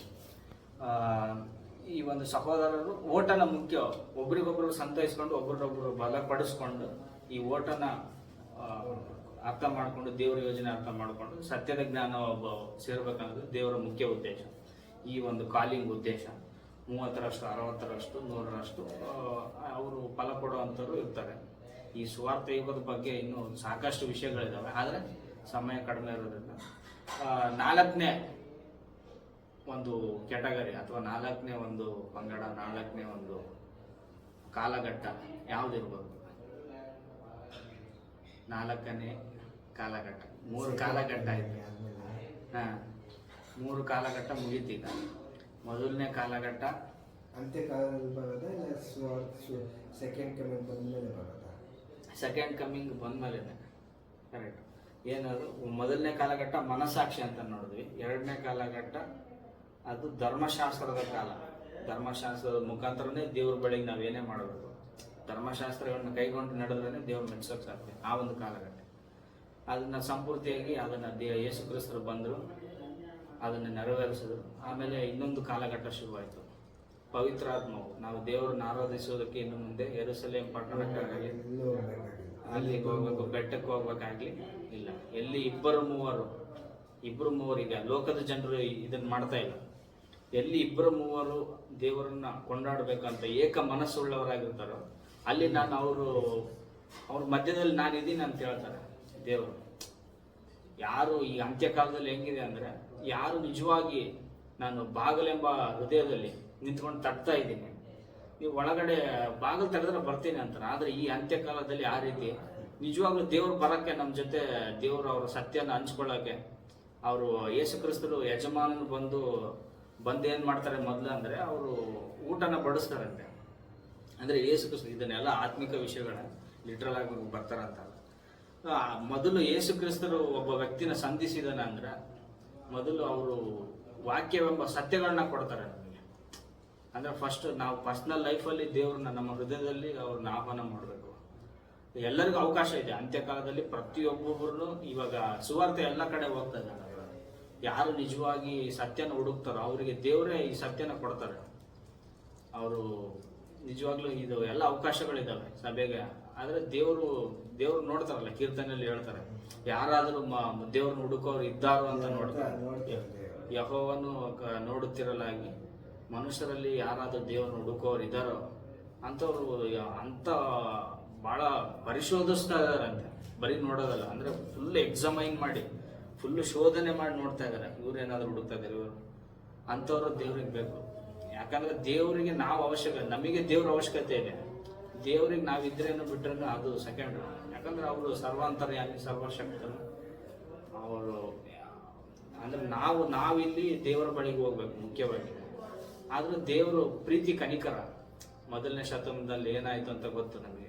ಯೇಸು ಕ್ರಿಸ್ತರೇ ಹೋಗಿ ನೀನು ನನ್ನ ಹಿಂಬಾಲಿಸು ಅಂತಾರೆ. ನಾವು ದೇವರ ಬಳಿಗೆ ಹೋಗ್ಬೇಕಾಗಿತ್ತು. ನಮಗೆ ಪಾಪ ಪರಿಹಾರ ಬೇಕಾಗಿರೋದು, ನಮಗೆ ರಕ್ಷಣೆ ಬೇಕಾಗಿರೋದು, ನಾವೇ ಹೋಗ್ಬೇಕಾಗಿರೋದು, ನಮಗೆ ಅವಶ್ಯಕತೆ ಇರೋದು. ಆದ್ರೆ ದೇವರ ಮಹಾ ಕೃಪೆ ಪ್ರೀತಿ ಯೇಸು ಕ್ರಿಸ್ತರೇ ಕುರಿಗಳನ್ನ ಹುಡ್ಕೊಂಡು ಹೋಗ್ತಾರೆ. ಹೌದಲ್ಲ, ಆ ಸಾಮ್ಯ ನೋಡ್ತೀವಿ. ಒಂದು ಕುರಿಗಳಿಗೋಸ್ಕರ ಅವರು 99 ಕುರಿಗಳನ್ನ ಬಿಟ್ಟು ಒಂದಕ್ಕೋಸ್ಕರ ಹುಡ್ಕೊಂಡು ಹೋಗ್ತಾರೆ. ಅಂದ್ರೆ ಎರಡು ಸಾಮ್ಯ ಇದೆ, 2 ಸಾಮ್ಯಗಳಿವೆ.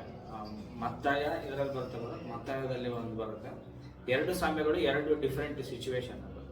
ಒಂದು ಬಂದ್ಬಿಟ್ಟು 99 ಕುರಿ ಅಂದ್ರೆ ಎಲ್ಲ ಸೃಷ್ಟಿ, ಈ ಒಂದು ಮಾನವ ಸೃಷ್ಟಿ. ಒಂದು ಅರ್ಥ, ಒಂದು ಸಂದರ್ಭಿಕ, ಒಂದು ಕಾಂಟೆಕ್ಸ್ಟ್. ಇನ್ನೊಂದು 99 ಅನೀತಿವಂತರು ಅಥವಾ 99 ನೀತಿವಂತರು. ಇನ್ನೊಬ್ಬ 99 ಅನೀತಿವಂತ, ನೀತಿವಂತ, ಅನೀತಿವಂತ. 99 ನೀತಿವಂತರ. ಅಂದ್ರೆ ನೀತಿವಂತರು ಅಂತ ಎಣಿಸ್ಕೊಳ್ಳೋರು ಕೆಲವರು ಇದ್ದಾರೆ, ಪರಿಸಯರು, ಸದ್ದುಕಾಯರು. ನಾವೆಲ್ಲ ಕಾಣಿಕೆ ಕೊಡ್ತೇವೆ ಅಂದ್ರೆ ಇವಾಗ ಕಿವಿಯುಳ್ಳವನು ಕೇಳಲಿ ಅಂತಾನೂ ಬರುತ್ತೆ ಪ್ರತಿ ಸಾಮ್ಯ ಹೇಳ್ಬೇಕಾದ್ರೆ. ಈಗ ಪ್ರಕಟಣೆ ಗ್ರಂಥದಲ್ಲೂ ಕಿವಿಯುಳ್ಳವನು ಕೇಳಲಿ ಅಂದ್ರೆ ಅಂತ್ಯಕಾಲದಲ್ಲಿ ಲವೋದಿಕೀಯ ಸಭೆಗೆ ಹೇಳೋದೇನಂದ್ರೆ, ಅಂದ್ರೆ ಲವೋದಿಕೀಯ ಸಭೆಗೆ ಹೇಳೋದು ಮೊದಲು ಲವೋದಿಕೀಯ ಸಭೆಗೆ, ಆಮೇಲೆ ಕಿವಿಯುಳ್ಳವನು ಕೇಳಲಿ ಅಂತಿದಾರಲ್ಲ ಪ್ರತಿ ಸಭೆಗೂ. ಅಂದ್ರೆ ಪ್ರತಿಯೊಬ್ಬರಿಗೂ ಅನ್ವಯ ಆಗುತ್ತೆ. ಮೊದಲು 7 ರೀತಿ ಸಭೆಗಳನ್ನ ಈ ತರ ಇರ್ತಾರೆ ಮನುಷ್ಯರು. 7 ರೀತಿಯಲ್ಲಿ ಒಂದು ಅವಿಧೇಯತ್ವ, 7 ಒಂದು ಕೆಟ್ಟತನಗಳು ಒಂದು ಸಭೆಯಲ್ಲಿ ಇರುತ್ತೆ. ಅದಕ್ಕೆ ನೀನು ಏನು ಮಾಡಬೇಕು, ಮನ ತಿರುಗು ಅಂತ ಹೇಳ್ತಾರೆ. ಇಲ್ಲಾಂದ್ರೆ ನಿನ್ನ ದೀಪಸ್ತಂಭವನ್ನು ನಾನು ಕದಲಿಸ್ತೀನಿ ಅಂತ ಹೇಳ್ತಾರೆ. ಆ ರೀತಿ 7 ಅವರಿಗೆ ಖಂಡನೆಗಳನ್ನ ಕೊಡ್ತಾರೆ. ಅದೇ ರೀತಿ ಆ 7 ಥರನೇ ಸಾಕು. ಅದೇ ಆ 7 ಥರದಲ್ಲೇ ಎಲ್ಲ ರೀತಿ ಮನುಷ್ಯರು ಇರ್ತಾರೆ, ಎಲ್ಲ ರೀತಿ ಸಭಿಕರು. ಅದು ಎಲ್ರಿಗೂ ಅಪ್ಲೈ ಆಗುತ್ತೆ. ಮೊದಲು ಅವರಿಗೆ ಅಪ್ಲೈ ಆಗುತ್ತೆ ಲಿಟ್ರಲ್ ಚರ್ಚ್, ಆಮೇಲೆ ಎಲ್ರಿಗೂ ಅಪ್ಲೈ ಆಗುತ್ತೆ. ಆ ರೀತಿ ಒಂದು ಸುವಾರ್ಥ ಯುಗದಲ್ಲಿ ನಾವು ದೇವರ ಒಂದು ಇದು ಹಾಗೆ ಇದು ಮುಗಿಯೋದೇ ಇಲ್ಲ. ಸುವಾರ್ಥ ಯುಗದ ಬಗ್ಗೆ ಮಾತಾಡಿದ್ರೆ ನೆಕ್ಸ್ಟ್ ಹೋಗೋಣ. ನೆಕ್ಸ್ಟ್ ಏನಂತ ಇದೆ ಅಂದ್ರೆ ಬಂಡೆಯ ಮಗ್ಗುಲಲ್ಲಿ ಅಂತಿದೆ. ಅಂದ್ರೆ ಬಂಡೆ ಕೆಳಗಡೆ, ಬಂಡೆ ಹತ್ರ, ಬಂಡೆಗೆ ಮತ್ತೆ ಇದಕ್ಕೆ ಏನೋ ಒಂದು ಲಿಂಕ್ ಇದೆ 4ನೇ ಒಂದು ಕಾಲಘಟ್ಟಕ್ಕೆ. ಅದನ್ನ ನೀವು ಹೇಳಿದ್ರೆ ಏನಂತ ಹೇಳಿದ್ರೆ ಸೆಕೆಂಡ್ ಕಮ್ಮಿಂಗ್ ಆದ್ಮೇಲೆ ಇನ್ನೇನಾಗುತ್ತೆ ಪುನರುತ್ಥಾನ. ಕರೆಕ್ಟ್. 1000 ವರ್ಷ ಬಂಡೆಯ ಮಗ್ಗಲಲ್ಲಿ ಅಂದ್ರೆ ಯೇಸು ಕ್ರಿಸ್ತರ ಕೆಳಗಡೆ, ಯೇಸು ಕ್ರಿಸ್ತರ ಅಧೀನದ ಆಳ್ವಿಕೆಯಲ್ಲಿ. ಬಂಡೆ ಅಂದ್ರೆ ಆತನು ಒಂದು ಬಂಡೆ ಅವರನ್ನು ಹಿಂಬಾಲಿಸಿದ್ದು. ಆ ಬಂಡೆ ಯಾರಂದ್ರೆ ಕ್ರಿಸ್ತನೇ ಅಂತ ಹೇಳ್ತಾರೆ. ಆ ಬಂಡೆ ಏನು ನಾವು ದಾನಿಯಲ್ ಚಾಪ್ಟರ್ ಎಲ್ಲ ಸ್ಟಡಿ ಮಾಡಿದಾಗಲೂ ಸಹ ಆ ಬಂಡೆ ಕಾಲಿಗೆ ಬಿದ್ದ ಮೇಲೆ ಪುಡಿ ಪುಡಿಯಾಗಿ ಎಲ್ಲ ಸಾಮ್ರಾಜ್ಯಗಳು ಹೊರಟೋಗಿ ಏನಾಗುತ್ತೆ, ಹೊಸ ಒಂದು ಇದು ಬರ್ತದೆ. 5th ಯೂನಿವರ್ಸಲ್ ಕಿಂಗ್ಡಮ್ ಅಂತ ಸುಮಾರು ಸರಿ ಸ್ಟಡಿ ಮಾಡಿರ್ತೀವಿ. ಈ ಒಂದು 4ನೇ ಘಟ್ಟ ಏನಿದೆ, ಕೆಲವು ವಾಕ್ಯಗಳನ್ನ ಓದೋಣ. ಇದು ಬುದ್ಧಿವಂತರಿಗೆ ಮಾತ್ರ ಅರ್ಥ ಆಗುತ್ತೆ ಅಂತಿದೆ. ಪ್ರಕಟಣೆ 17:8 ಸ್ವಲ್ಪ ಓದೋಣ ವಾಕ್ಯಗಳು, ಜಸ್ಟ್ ಒಂದು ಐಡಿಯಾಗೋಸ್ಕರ. ಒಂದು ಪ್ರಪಂಚ ಸಾಮ್ರಾಜ್ಯಗಳು ಯಾವ್ಯಾವ ಇದ್ವು, ನಾವು ಇದರಲ್ಲಿ ಒಂದು ಪಾಯಿಂಟ್ನ ಕ್ಲಿಯರ್ ಮಾಡೋಣ. 17:8 ಓದೋಣ. ನೀನು ಕಂಡ ಈ ಮೃಗವು ಮೊದಲು ಇತ್ತು, ಈಗ ಇಲ್ಲ. ನಾನು ಅಧೋಲೋಕದಿಂದ ಏರಿ ಬಂದು ನಾಶಕ್ಕೆ ಹೋಗುವುದು. ಭೂ ನಿವಾಸಗಳಿಗೆ ಯಾರ್ಯಾರ ಹೆಸರುಗಳು ಲೋಕಾದಿಯಿಂದ ಜೀವವನ್ನು ಭಾಗ್ಯದ ಪಟ್ಟಿಯಲ್ಲಿ ಬರೆದಿರುವುದಿಲ್ಲವೋ ಅವರು ಆ ಮೃಗವನ್ನು ಮೊದಲು ಇತ್ತು, ಈಗ ಇಲ್ಲ, ಇನ್ನು ಮೇಲೆ ಬರುವುದು ಎಂದು ಹೇಳಿ ಆಶ್ಚರ್ಯ ಪಡುವುದು. 9 ಇದು ಬುದ್ಧಿವಂತರಿಗೆ ಮಾತ್ರ ಗೊತ್ತಾಗುವುದು. ಆ 7 ತಲೆಗಳು ಸ್ತ್ರೀಯ ಕೂತುಕೊಂಡ 7 ಬೆಟ್ಟಗಳು. ಇದಲ್ಲದೆ ಅವು 7 ಮಂದಿ ಅರಸರುಗಳು ಸೂಚಿಸುತ್ತವೆ. ಅದರಲ್ಲಿ 5 ಮಂದಿ ಬಿದ್ದು ಹೋಗಿದ್ದಾರೆ, ಒಬ್ಬರು ಇದ್ದಾರೆ, ಮತ್ತೊಬ್ಬರು ಇನ್ನೂ ಬಂದಿಲ್ಲ. ಬಂದ ಮೇಲೆ ಅವನು ಸ್ವಲ್ಪ ಕಾಲ ಇರಬೇಕು ಅಂತ. ಆಮೇಲೆ 7 ಮಂದಿ ಅರಸರು ಸೂಚಿಸುತ್ತದೆ. 7 ಬೆಟ್ಟಗಳು ಅಂದ್ರೆ 5 ಮಂದಿ ಬಿದ್ದು ಹೋಗಿದ್ದಾರೆ. ಇದು ಬುದ್ಧಿವಂತರಿಗೆ ಮಾತ್ರ ಅರ್ಥ ಆಗುತ್ತಂದ್ರೆ ಈ ದೇವರ ವಾಕ್ಯ, ಈ ಒಂದು ಅಂತ್ಯಕಾಲದ ಸೂಚನೆ ಇಲ್ಲಿ ಸ್ಪಷ್ಟವಾಗಿದೆ. 7 ಮಂದಿ ಅರಸರುಗಳನ್ನು ಸೂಚಿಸುತ್ತದೆ. ಅಂದ್ರೆ ಒಂದೊಂದು ಬೆಟ್ಟ ಅಂದ್ರೆ ನಮಗೆ ಗೊತ್ತಿದೆ. 7 ಮಂದಿ ಅರಸರು ಅಂದ್ರೆ 7 ಬೆಟ್ಟಗಳು, 7 ಮಂದಿ ಅರಸರಂದ್ರೆ ಪ್ರಪಂಚ ಸಾಮ್ರಾಜ್ಯ ಇದೆಲ್ಲ. ಅಂದ್ರೆ ಪ್ರಪಂಚ ಸಾಮ್ರಾಜ್ಯಗಳು ಯಾವ್ಯಾವಿದೆ ನಾವು ಡ್ಯಾನಿಯಲ್ ಇದರಲ್ಲಿ ಸ್ಟಡಿ ಮಾಡಿದಂಗೆ ಪ್ರಪಂಚ ಸಾಮ್ರಾಜ್ಯ ಅವನ್ನ ಸ್ಟಡಿ ಮಾಡಬೇಕು. ಈ ಒಂದು ಪ್ರತಿಯೊಂದು ಏನು ಸಿಂಬಾಲಿಕ್ ಲ್ಯಾಂಗ್ವೇಜ್ ಏನಿದೆ, ಇದು 7 ಬೆಟ್ಟಗಳು ಅಂದ್ರೆ 7 ಸಾಮ್ರಾಜ್ಯಗಳನ್ನ ಸ್ಟಡಿ ಮಾಡ್ಬೇಕು. ಅಂದ್ರೆ ಪ್ರಪಂಚ ಶುರುವಾದಾಗಿಂದ 7 ಸಾಮ್ರಾಜ್ಯಗಳಿವೆ. ಅದ್ರ ಬಗ್ಗೆ ಮೊದಲನೇ ಸಾಮ್ರಾಜ್ಯ ಯಾವುದು? ಮೊದಲನೇ ಸಾಮ್ರಾಜ್ಯ ಈಜಿಪ್ಟ್. 2ನೇ ಸಾಮ್ರಾಜ್ಯ